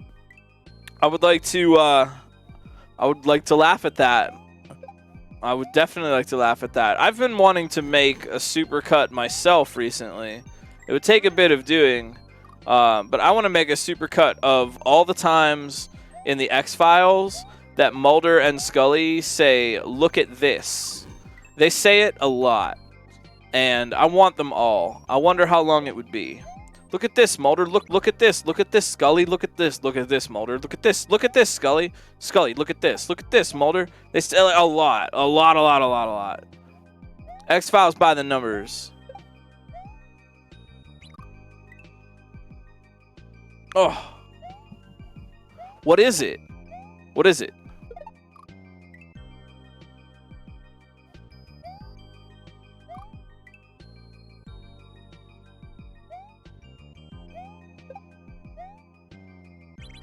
How do they auto-tune commercials and stuff? Is there like a program you could do that with, or is it complicated? Like I get how auto-tune works. Is there like a VST or something where like, you know those like the slap chop commercial? You know, Vince was slap chop. You know, you want to make great food all day. You know how you'll be slapping your troubles away with the slap chop. How do they make those? I wish it was. I hope it's easy. Because if it takes too long, then I'm probably gonna do it. But I still like that song. That song is still slapping. They're still slapping my troubles away. There was a trend of that, yeah, back in the day, 5 years ago. Or the life comes at you fast, bro. But I want to do that. Like, I've never really understood. Yeah, I've never really understood, like, they have to go through slowly and, like, auto-tune that slowly. I want, like, a talk box or something. I think that's what I'm referring to. Sean, yo, in there. Room Infinity. Oh, being careful.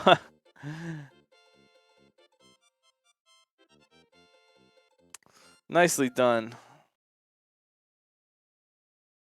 Maybe I should learn how to use, or learn how to do it in Ableton or something. Oh, I get the name of the level now, finally. Things left unpressed. The buttons are disabled, I get it. I finally get it. GG Sean, Ender of Games, joins us from the last level. Reporting live from room 10.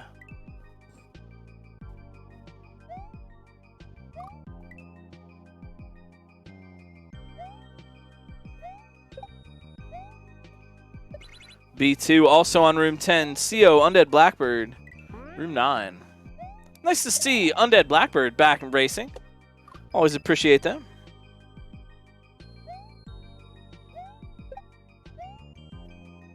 Thanks for the raid, Sean. Good race. Solid race.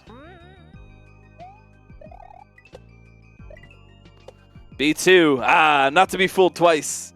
Not to grab that key twice. Great job. B2, DE81, out of here. Hey, we're out of here. It's a home run. That's how you play baseball.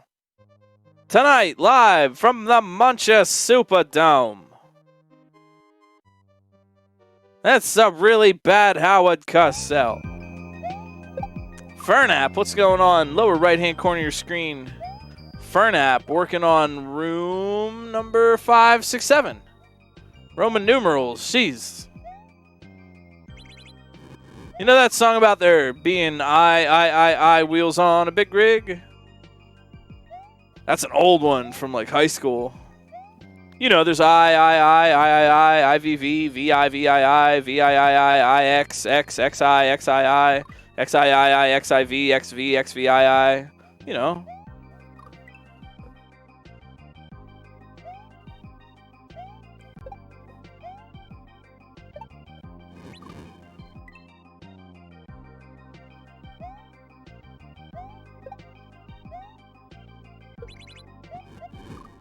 No, that's AI. That's a movie with Will Smith in it. He hates robots.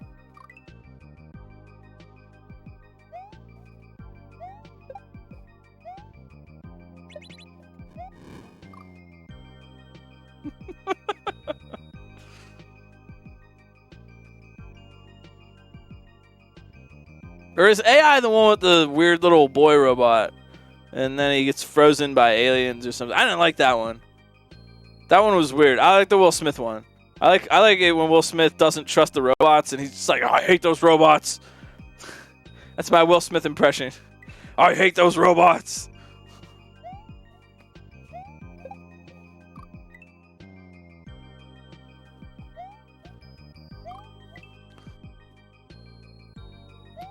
Yo, B2, thank you for the raid. Good job. Small Wonder? Never saw it. Does it have robots in it?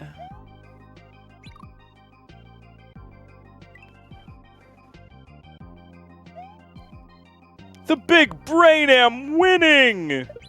Now I will leave Earth for no reason!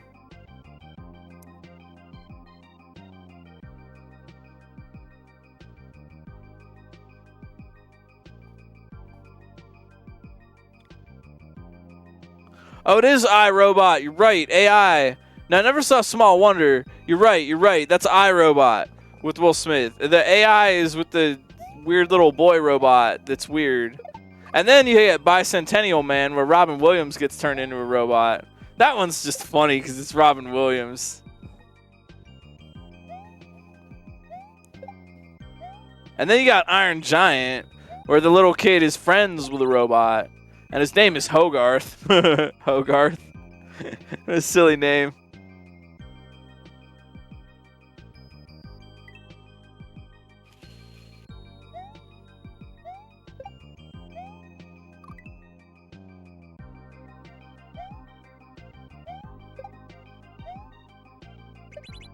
Well, yeah, Robin Williams gets turned into a robot, but then he gets turned back into Robin Williams. It's kind of complicated.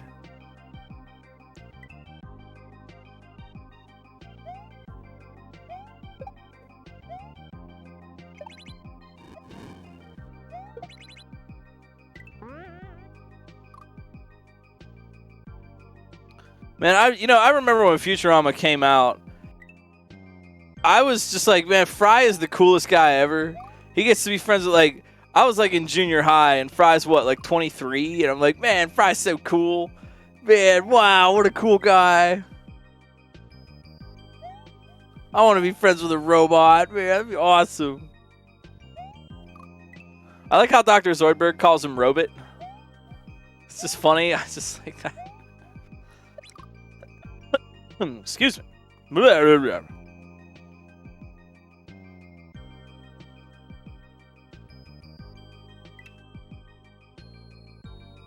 I don't think the Jetsons is real. I don't think it's real. I think it's like a Berenstain Bears kind of thing, and we came from the universe with the Jetsons, but the Jetsons doesn't exist in this universe. I don't believe in the Jetsons. I just don't believe they exist. I, for one, have never seen the Jetsons. I just don't think they're real, you know? I saw that meme, yeah, the in-canon birth year of George Jetson is 2022. If they were real, that is.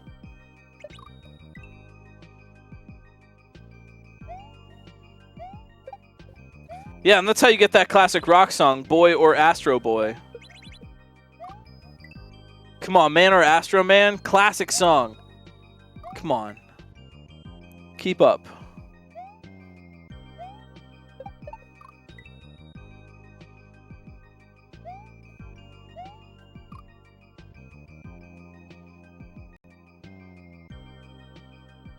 Yeah, it's a tricky part. Undead Blackbird kind of stuck on. The indicators are helpful, but you still kind of have to use your brain.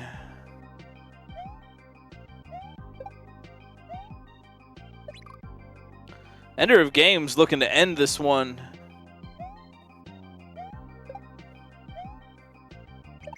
No, you were right the first time. It's confusing.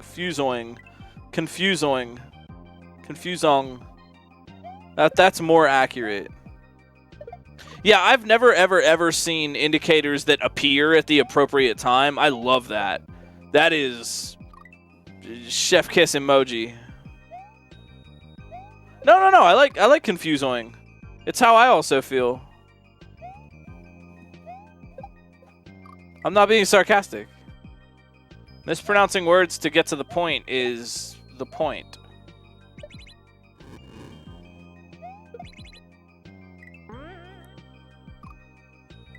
We were at the vet when I picked up Mallow, and I almost asked him, he'll still be able to crunch, right? I didn't.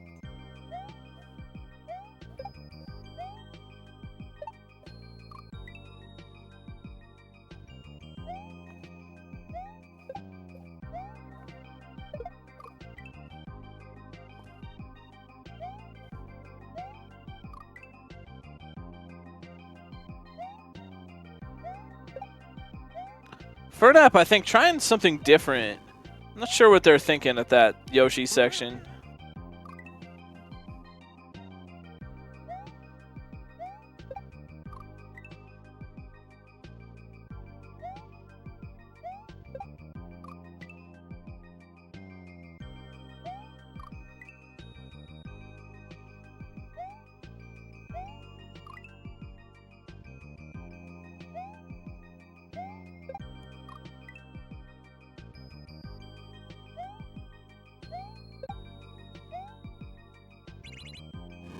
I didn't know we had a Yi-Wa emote. That's fun.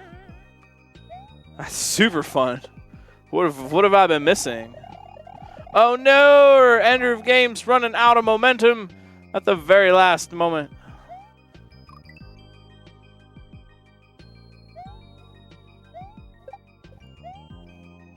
The only problem with Yeehaw is that eventually we're going to get through all the Yeehaw variants and we'll be sad.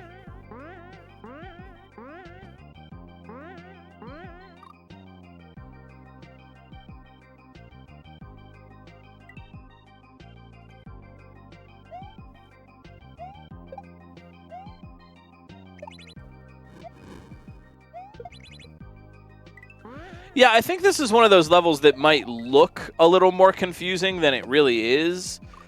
Because, oh, Ender, no. It might look a little more confusing than it is to play. Because the players know what buttons are disabled because they can feel it. Whereas if you're just watching it, it might be a little bit unclear why something is difficult. Or why they're moving or reacting in a seemingly counterintuitive way.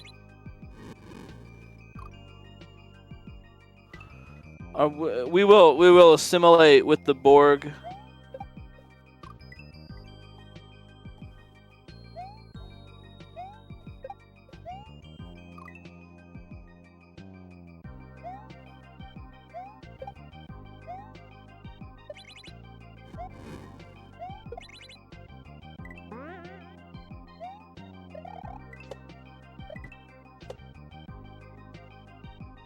Hey, Ender of Games, not grabbing the key.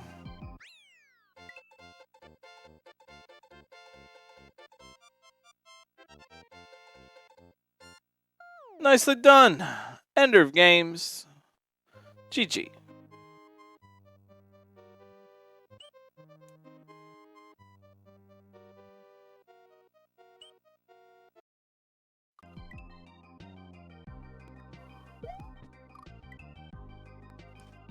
Oh, trading one Ender for another Endless Ascent in the upper left. Endless Ascent on room number 5-6. Undead Blackbird, room 9. Ceocadelic, room 9. Fernap, room something or other. Final 4 racers. Everybody's been doing really well tonight. Great job.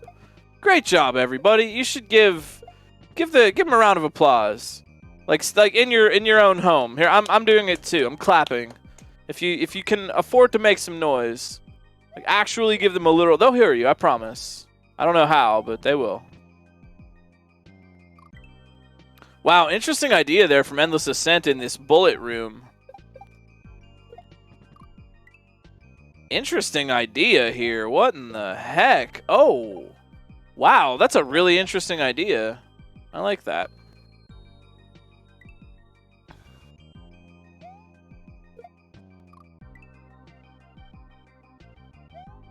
Oh man, you know, I have been to poetry readings where unironically it was encouraged that you snap instead of clap. I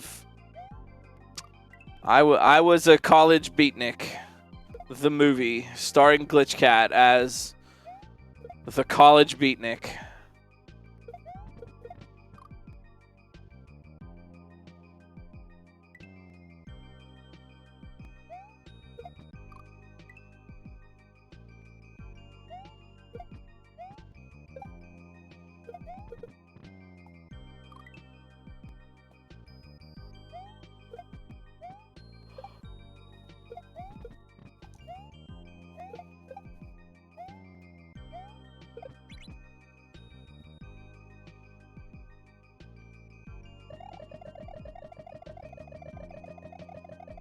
Undead Blackbird doing a little dance for us.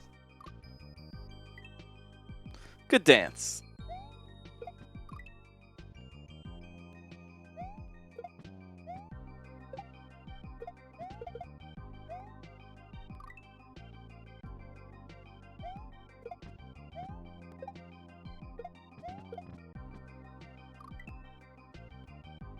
And like, you know, how are you feeling? I hope the answer is good.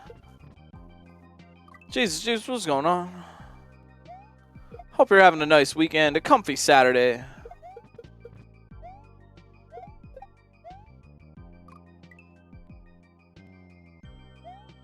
Oh, CO.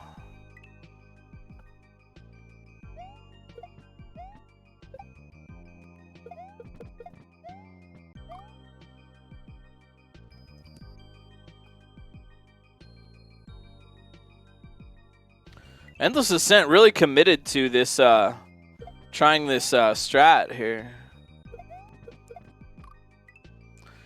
Endless Ascent working on room number 6. Undead Blackbird working on room 9. CO on room 9. And Fernap on room 7.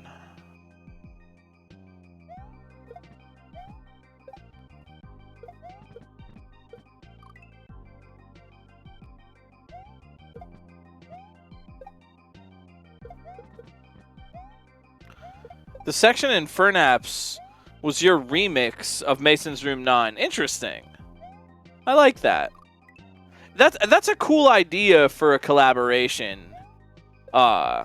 Is to like one person makes something and then the other person remixes it. I like that. That's just an interesting idea. Like you don't work like the two people wouldn't be working on the same thing. You'd be like one person makes, the other person remixes, and then you switch. Then I make it and you remix. That's an interesting idea. I like that. Just kind of like your own take on the same obstacles or whatever. Just like discombobulate it and put it back together in your image. I like that. Very cool concept. Such a brainy level. Seriously, this is one of the brainiest levels we've had for a Romhack race. That is, it's really impressed. Big impressed. If you want to check this level out for yourself, if you think you can hack it, head on over to romhackraces.com. Get this patch, any of the other patches from all 167 of our levels that we've raced. There are a ton of cool things to play, and I'm sure you'll find something awesome. Don't forget, you can vote. Exclamation Boxing Day. We're having a special, super special Boxing Day throwdown day after Christmas. That's Boxing Day. For all our friends in Canada, eh? And we're going to vote for our favorite Romhack race levels. The poll is available now. Use the command and vote for them if you haven't already. We've gotten a lot of good responses. We want a lot more. And we're going to be picking out the top voted levels for a special Boxing Day Romhack race, which will be interesting because the levels will not be sight read necessarily. You might not remember. You might have a chance to practice. But in any case, there will be like the best of the best, fan favorite Romhack race levels. I got my votes in. Get your votes in too, and help us make a cool event.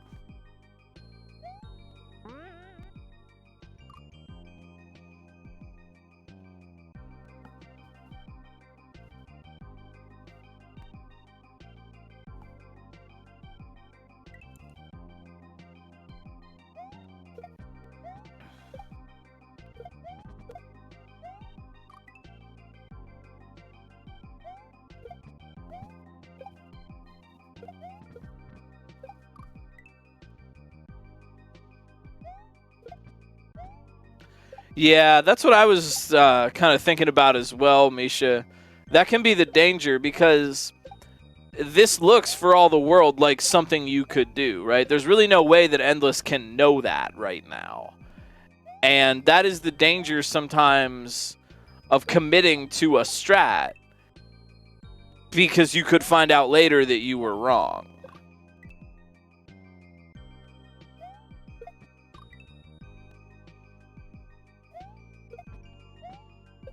CO maybe wondering what they're going to be doing with that blue shell that they have stopped.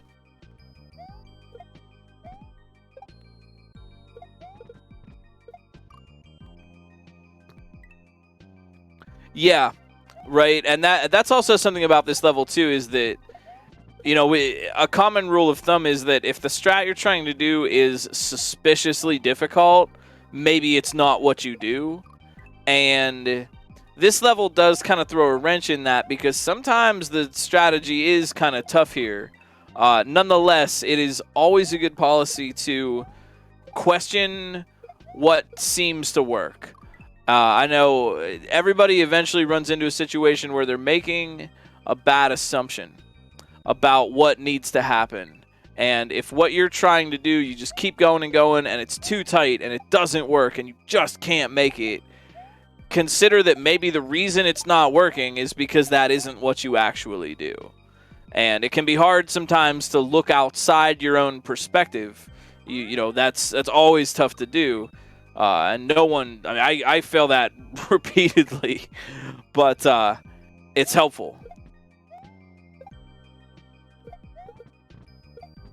Yeah, they're trying a strat that would not give them the shell back. They don't know they need the shell, but nonetheless, what they're trying hasn't really worked out yet, and yet they've committed to it. This is the part where you might want to question what you're doing. Is this really the answer? Because I keep trying this and it never ever works. It's tough, although. It's tough to know to do that. It's tough because sometimes it's not what you do. You never know. So, you know, keeping an open mind. Scully. Oh, CO! No! CO Cadelic. No. Getting bopped on down the pit.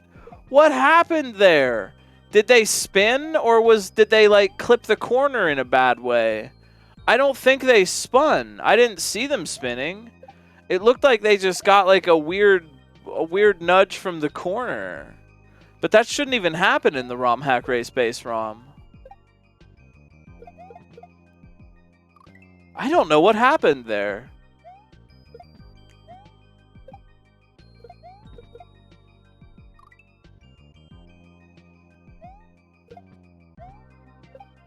You know, that's a good tip, Darkanine. Another thing that I've tried to do is sometimes just do the actual wrong thing. Like, if the whole time you've been throwing the shell to the left or something, just do spaghetti. Just do something totally wrong and throw the shell up or throw the shell to the right, or just completely go off the rails. You know what I mean? And sometimes something will accidentally happen that makes you go, oh, I see, right, of course. But, like, you wouldn't have thought to do that.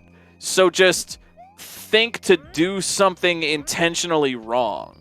You know, just do it really wrong. If the way that you've done it isn't working out, just be bad. Be really wrong. I do that sometimes, for real. Just like jump off into oblivion off to the side, or carry the object, or just chuck it in some direction. Who cares? Just like see what it suggests to you. Sometimes you need to kind of see something happen on screen before your brain goes, ah, I see, that is a possibility. It's like you can only do what you can see, you know? If you can't see it, you're not going to think to do it.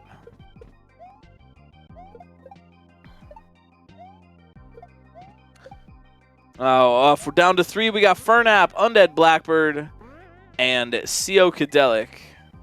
Endless with the solid try. With the solid try. There is no trouble in just taking a rest, come back. Remember what Brian said in Super Sonic Saves the World. Pace yourself. Gotta pace yourself. Be kind to yourself.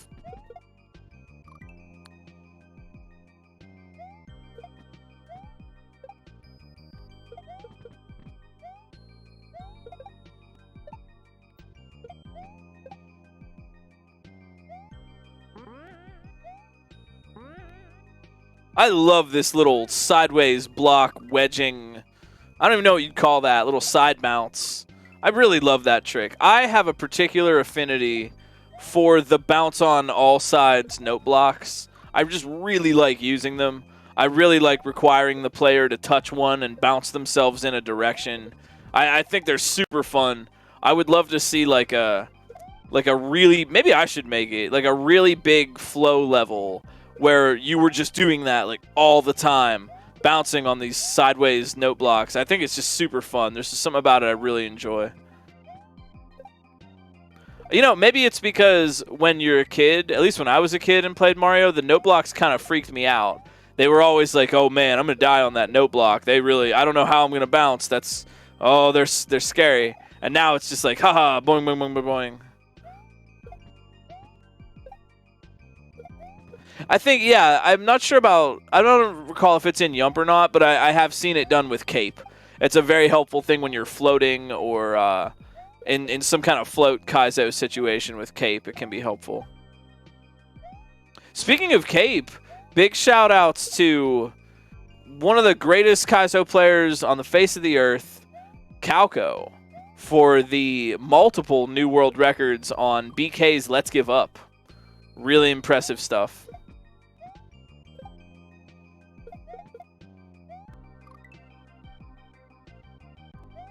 You know, I don't want to brag too much, but I got Calco's autograph at a GDQ one year on my Nakatech Game Saver.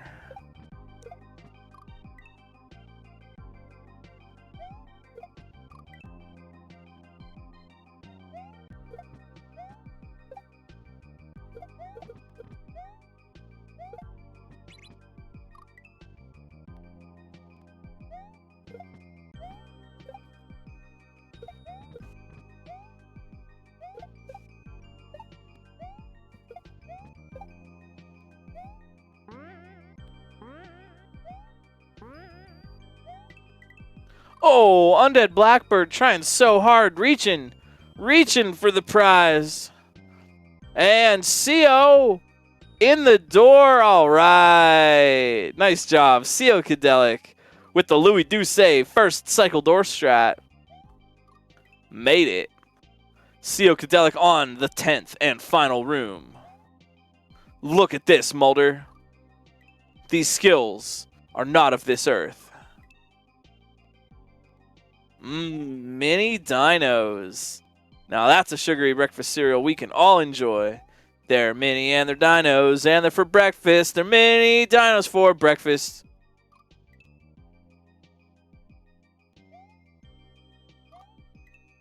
I don't mean to talk about food too much, but I recently got the Captain Crunch chocolate caramel cereal as a joke. Holy moly, science has gone too far. Or not far enough, but there is no pretension that this is anything other than a junk food. Holy cow. It's delicious, don't get me wrong. It's delicious, but it's just chocolate caramel cereal. I mean, come on. Part of this balanced breakfast, and they show you eating like 6 bananas and a whole jug of orange juice and like tons of vitamins. 1 teaspoon of this and 8 oranges, and you're ready to go for the day. It's part of this balanced breakfast.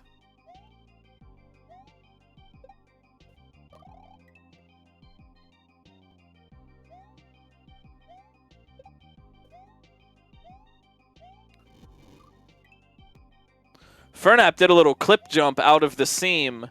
That's my favorite way to do a clip jump, too. You can wedge Mario's foot in between those 2 bounce blocks and get a clipped jump in that way. One of my favorites.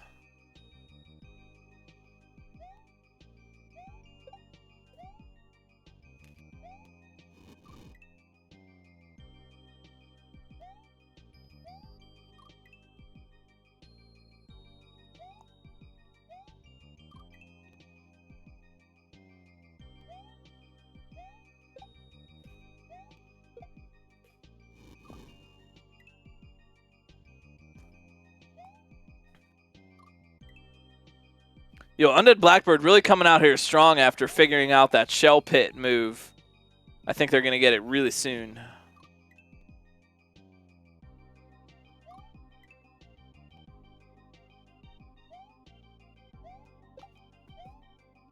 Scootin'. Scootin' for that bowl of mini frosted sugar dino wheats. Mini dinos does sound like a good cereal, man. I'd like some mini dinos. Like, yeah, you want some mini dinos? Like, yes, I do. I think we're going to get Undead Blackbird and CO. I think they're going to clear it. I think they're going to clear it in the next 7 to 10 minutes. I'm calling it. Pointing at the fence. I have no say in the matter.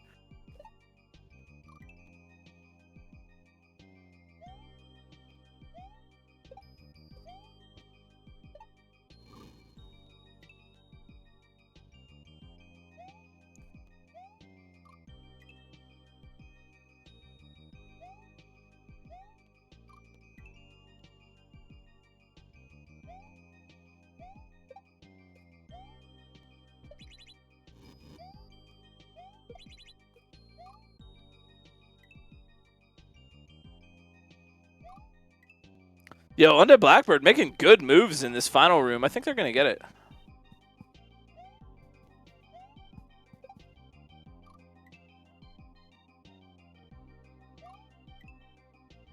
And I do hope that you are enjoying yourselves here on Romhack Races. If you're new and you'd like to learn a little bit more about us and our community, check out our website, maintained by our pal, D to the Fourth. That's D to the Fourth on Patreon, making great ASM and doing wonderful things for the community, advancing ROM hacking into the year 2069. Check out the website. We have all of the race level patches. You can go and get them, patch your own ROM, and try it out for yourself. They're a lot of fun. Good little bite-sized Kaizo challenge if you're not looking to sink your teeth into a whole hack. We got new hacks on SMW Central coming out daily, moderated by all the great mods. We got the new Kaizo difficulty rankings on SMW Central now. You can search by beginner, Kaizo intermediate, or Kaizo expert. Tool assisted and pit remain, and that hopefully will help out everybody just get where they're going and find what they're looking for. There's a ton of hacks that might have flown under the radar a little bit when they were first released that the new ranking system might be able to help you uncover.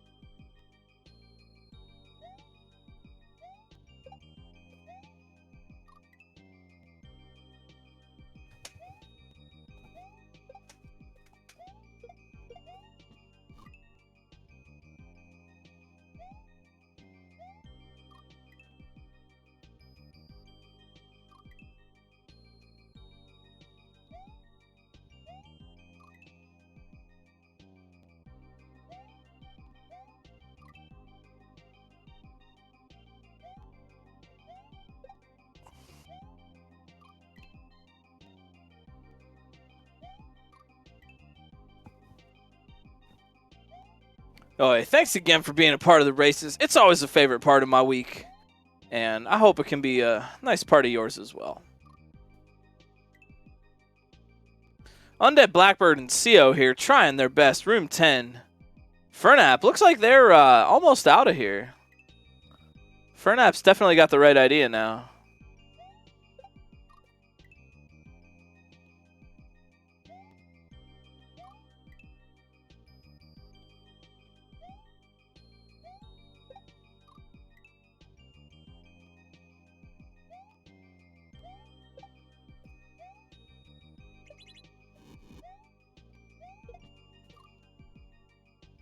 Oh, CO just needs to actually hit that switch. That switch is one of the things left unpressed, though.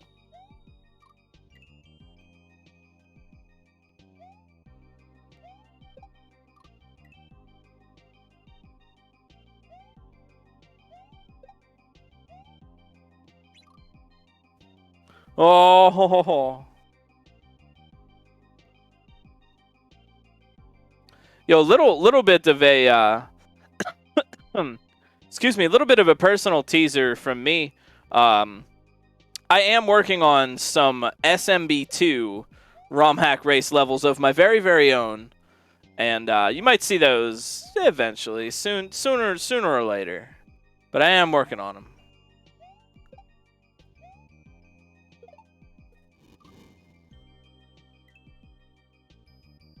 Yeah, I know you do.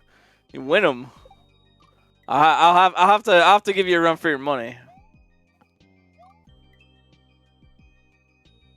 No, it would be Super Mallow saves Super Sonic saves the world.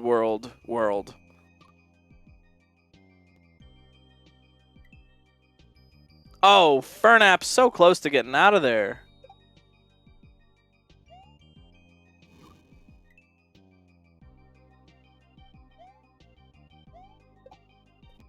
It is Mallow's world. It's all for him. It's his world.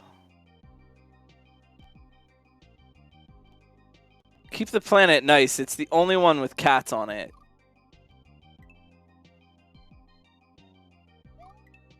That we know of. Oh, yo! Undead Blackbird, let's go! Nicely done, and a really tight frame window on that door entry. And a buzzer beater. Yo, Undead Blackbird is out of here.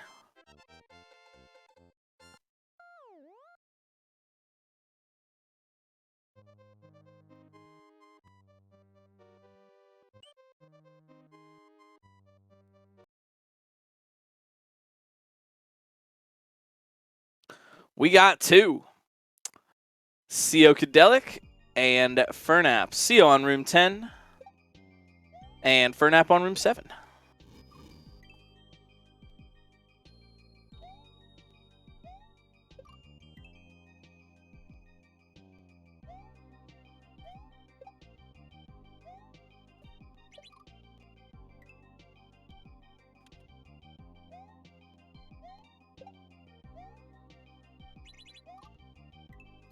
All right, we usually schedule about 2 hours for these broadcasts, but our pal Seocadelic is on a really good run, and we're gonna let them finish it out.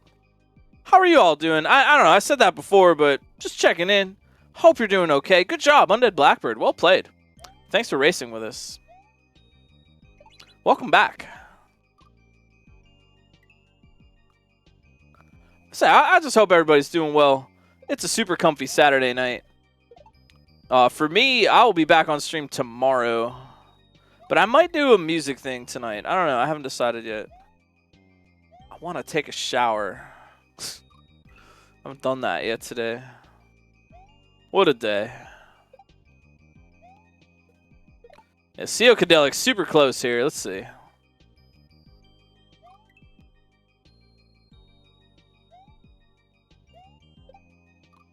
I like how careful Fernap is being. Like they're really playing well. They haven't succeeded yet, which is different than playing well. Sometimes you can play well and not succeed. Like their fundamentals, their gameplay is good.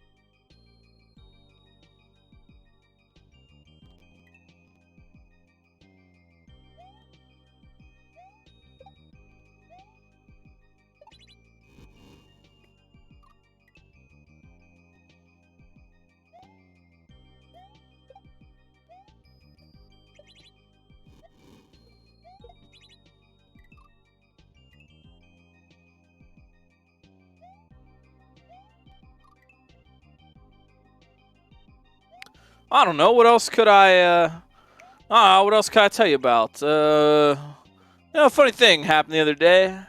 It was pretty funny. You would have had to have been there.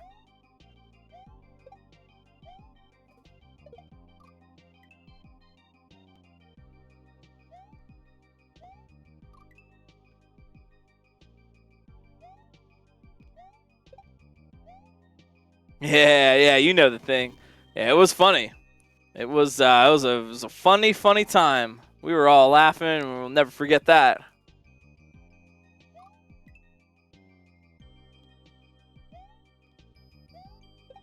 Fernap, good luck. This is it. Oh, yo, they got the shell in the pit. Let's go, Fernap. This is yours. It's all you. Yo, no! Oh, you hate to see it.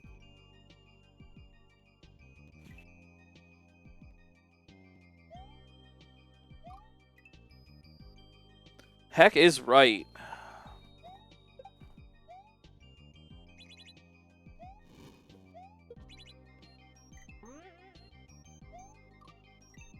CO getting closer by the minute.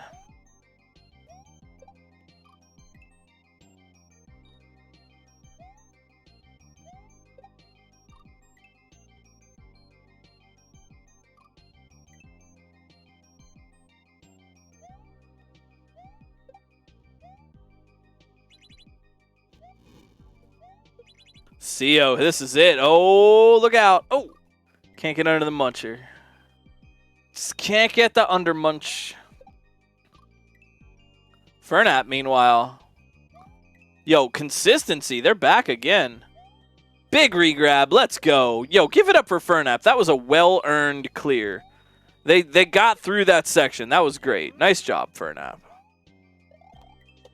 Oh, no, Seer. CO, no, Cadelic. Oh, mio mio.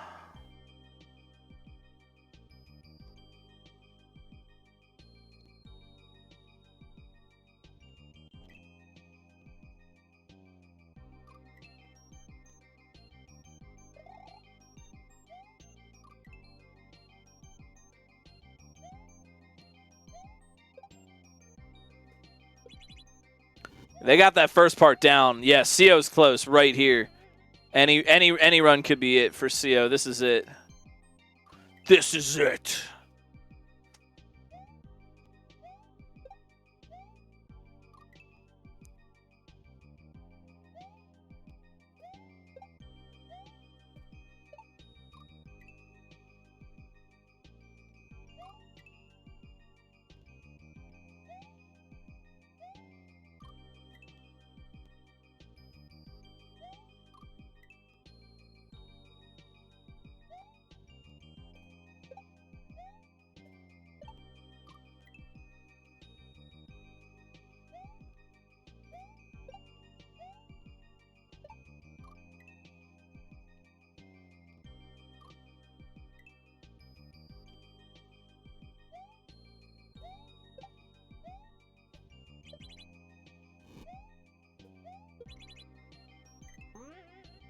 Yo, great articulation on those jumps. CO is so close.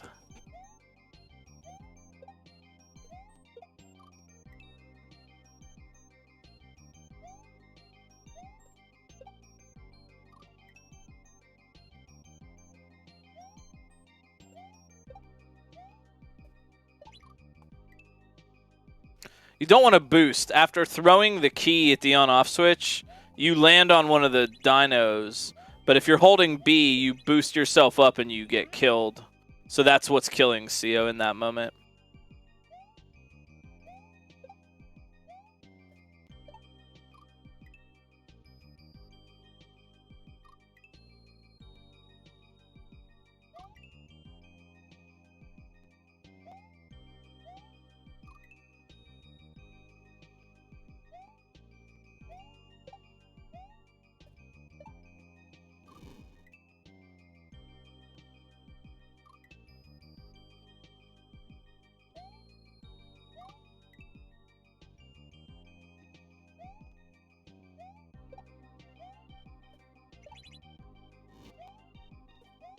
Another good run. CO could have it.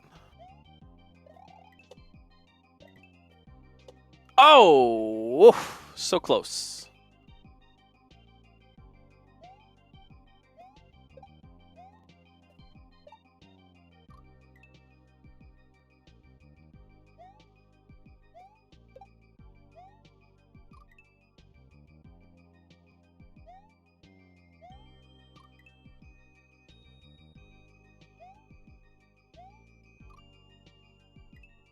I love the big picture of the Super Nintendo controller. It really drives the point home.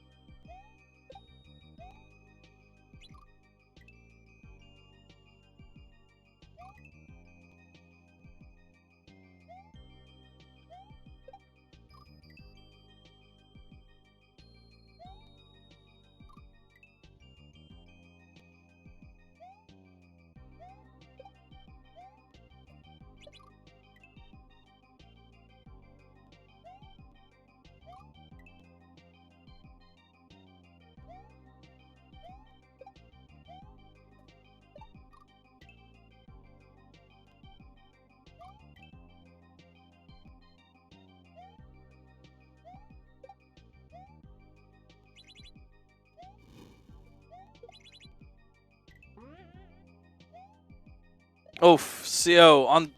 Come on, you got it. You got this, CO. Let's do it.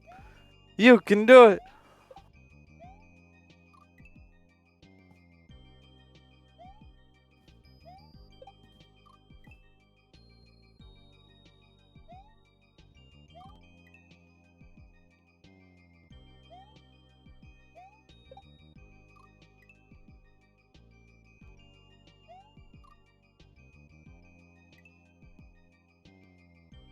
Thanks, Fawful. I agree. Hope you're feeling cozy.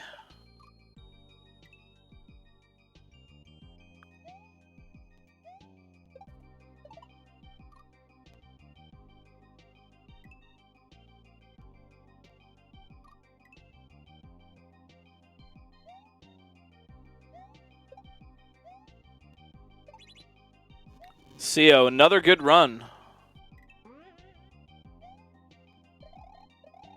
Trying to keep that momentum. My music always glitches out on me.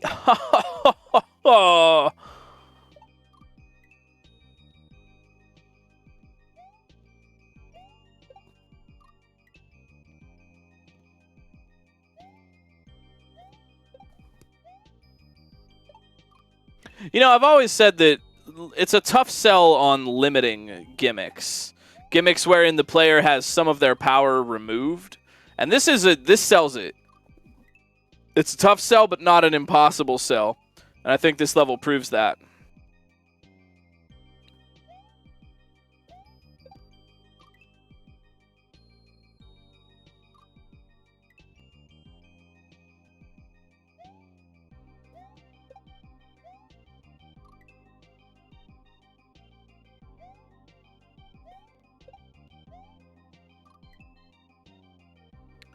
Hey, yo, helping music students out, though, a laudable task.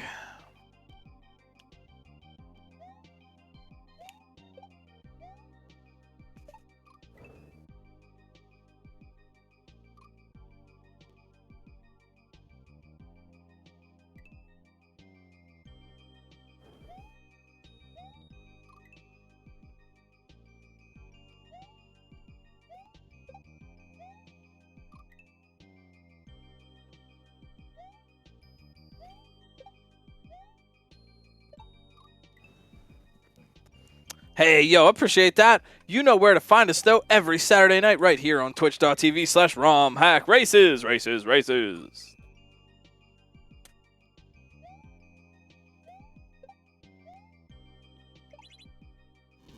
Sorry, I had to get the plug in there. For Romhack, races, races, races. CO just needs to adjust their timing a little bit on that grab block or key up throw into the on-off switch there.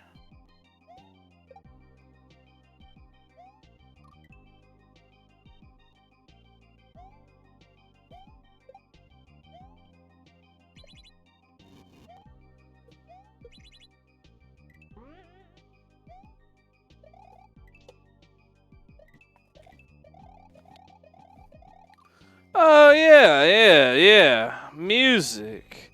Yeah, I was thinking about, I don't want to self-advertise too much, but Yeah, so this is our community channel, but yeah, I was thinking of doing a little jam glitch radio thing via Discord voice a little bit tonight after the race.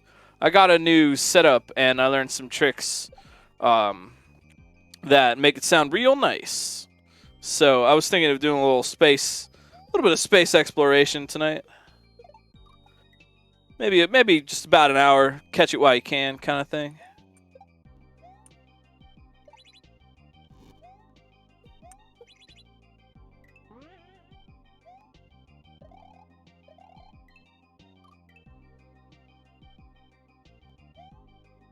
Space Jam, you know, you saw the movie. We're watching Space Jam.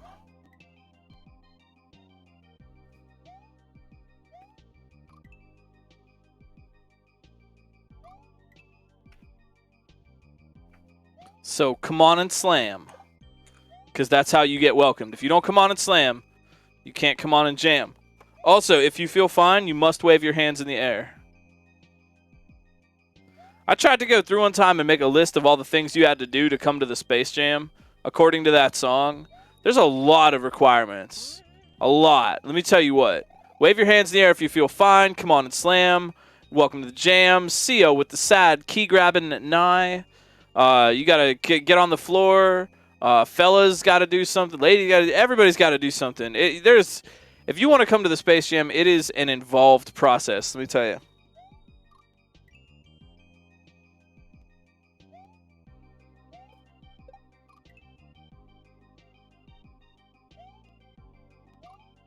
It has way more steps than the time warp. That is true.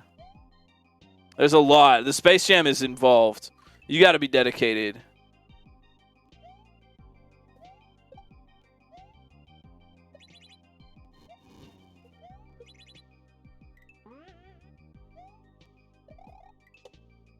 Psychedelic back again, grabbing the key. Key's not your friend. That consistency, though, it's going to win the day.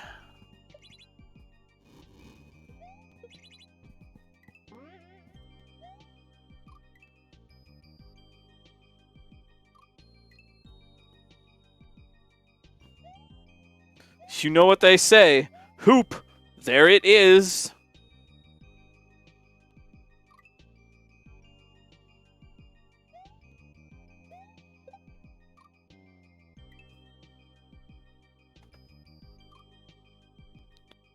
Prepared to suck down a golf ball? I'd like to see them try.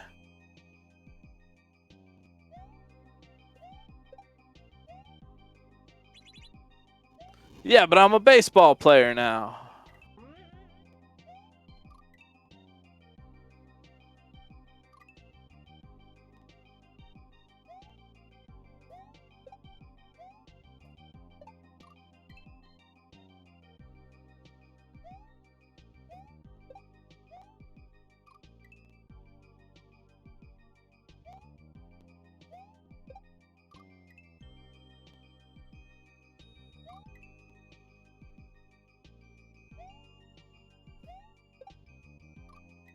I want to go to Moron Mountain. It seems fun. Seems like a good place. I don't know why those aliens get a bad rep. They seem alright. Seems like kind of would be fun. They got rides and roller coasters and games and things. They got fun little aliens to play with. It seems like a great time. Just seems fun.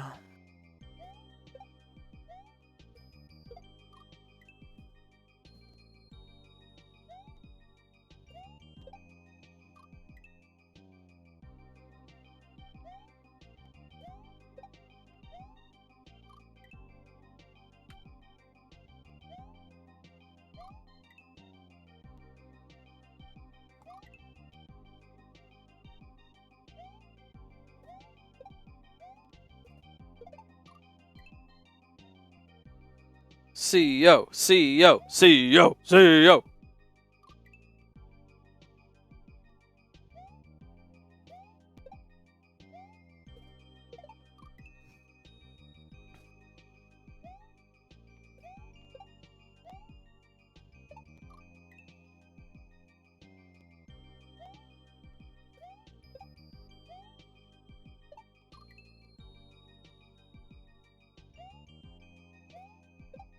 You know, if they capture Michael Jordan and make him go to Moron Mountain and sign autographs all day long, eventually everyone will have his autograph.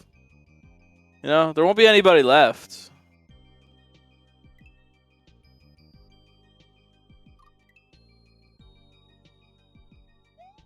And thus the value of his autograph will go down dramatically. Literally everyone has one. Like, rocks aren't too valuable. Some rocks are, but not common ones. Gravel is not that expensive.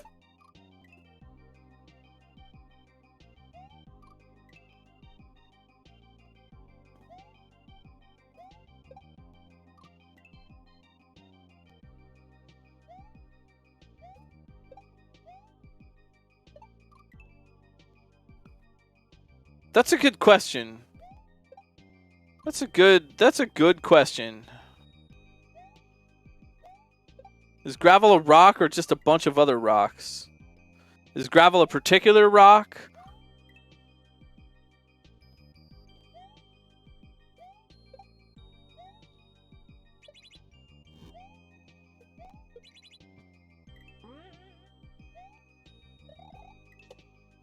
CO. Yes, all right. SJandCharlietheCat, a well-earned win.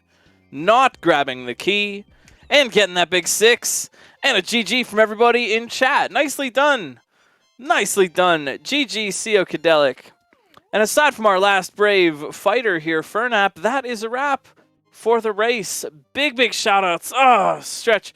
Big shout-outs to quietmason, SJ, and CharlietheCat for making our level tonight. This was an excellent collab. A special thanks to CharlietheCat for being a wonderful cat and helping out with everything. Thank you so much. This was a really fun one. Next week, we got a level coming up from Mass Punishment. Same time, same place. Romhack races on Twitch, 8 o'clock Eastern. Check out the website if you'd like to learn a little bit more about us, get this patch or any of our other patches, and jump on our Discord server. Talk shop and hang out with the Romhack race community. Follow the racers on Twitch. Follow quietmason on Twitch for some great skills. And check out everybody else in the Kaizo community. There is no shortage of excellent friends to hang out with. Thank you so much for being a part of this. I'm GlitchCat. I will see you all tomorrow, perhaps over on my twitch.tv GlitchCat stream tomorrow night. And we'll be playing some Kaizo over there. But until then, thanks for dropping by. And don't forget, of course, you matter. Your thoughts matter. Your heart matters. Your feelings matter. You matter to other people in your lives. You matter to me as human beings. You matter to the internet's #1 longboy furret, and the people who matter to you in your lives. Would love to hear from you about that. We know Black Lives Matter, LGBTQIA+ lives matter, Indigenous lives matter, disabled lives matter. You too. I hope to see you all again on Saturday for another Romhack race or hanging around the Kaizo community on Twitch. I will see you all on stream tomorrow, but I will probably maybe run into you tonight if we go and raid Fernap. Have fun, and I will see you next time. Have a good night, everybody. Peace.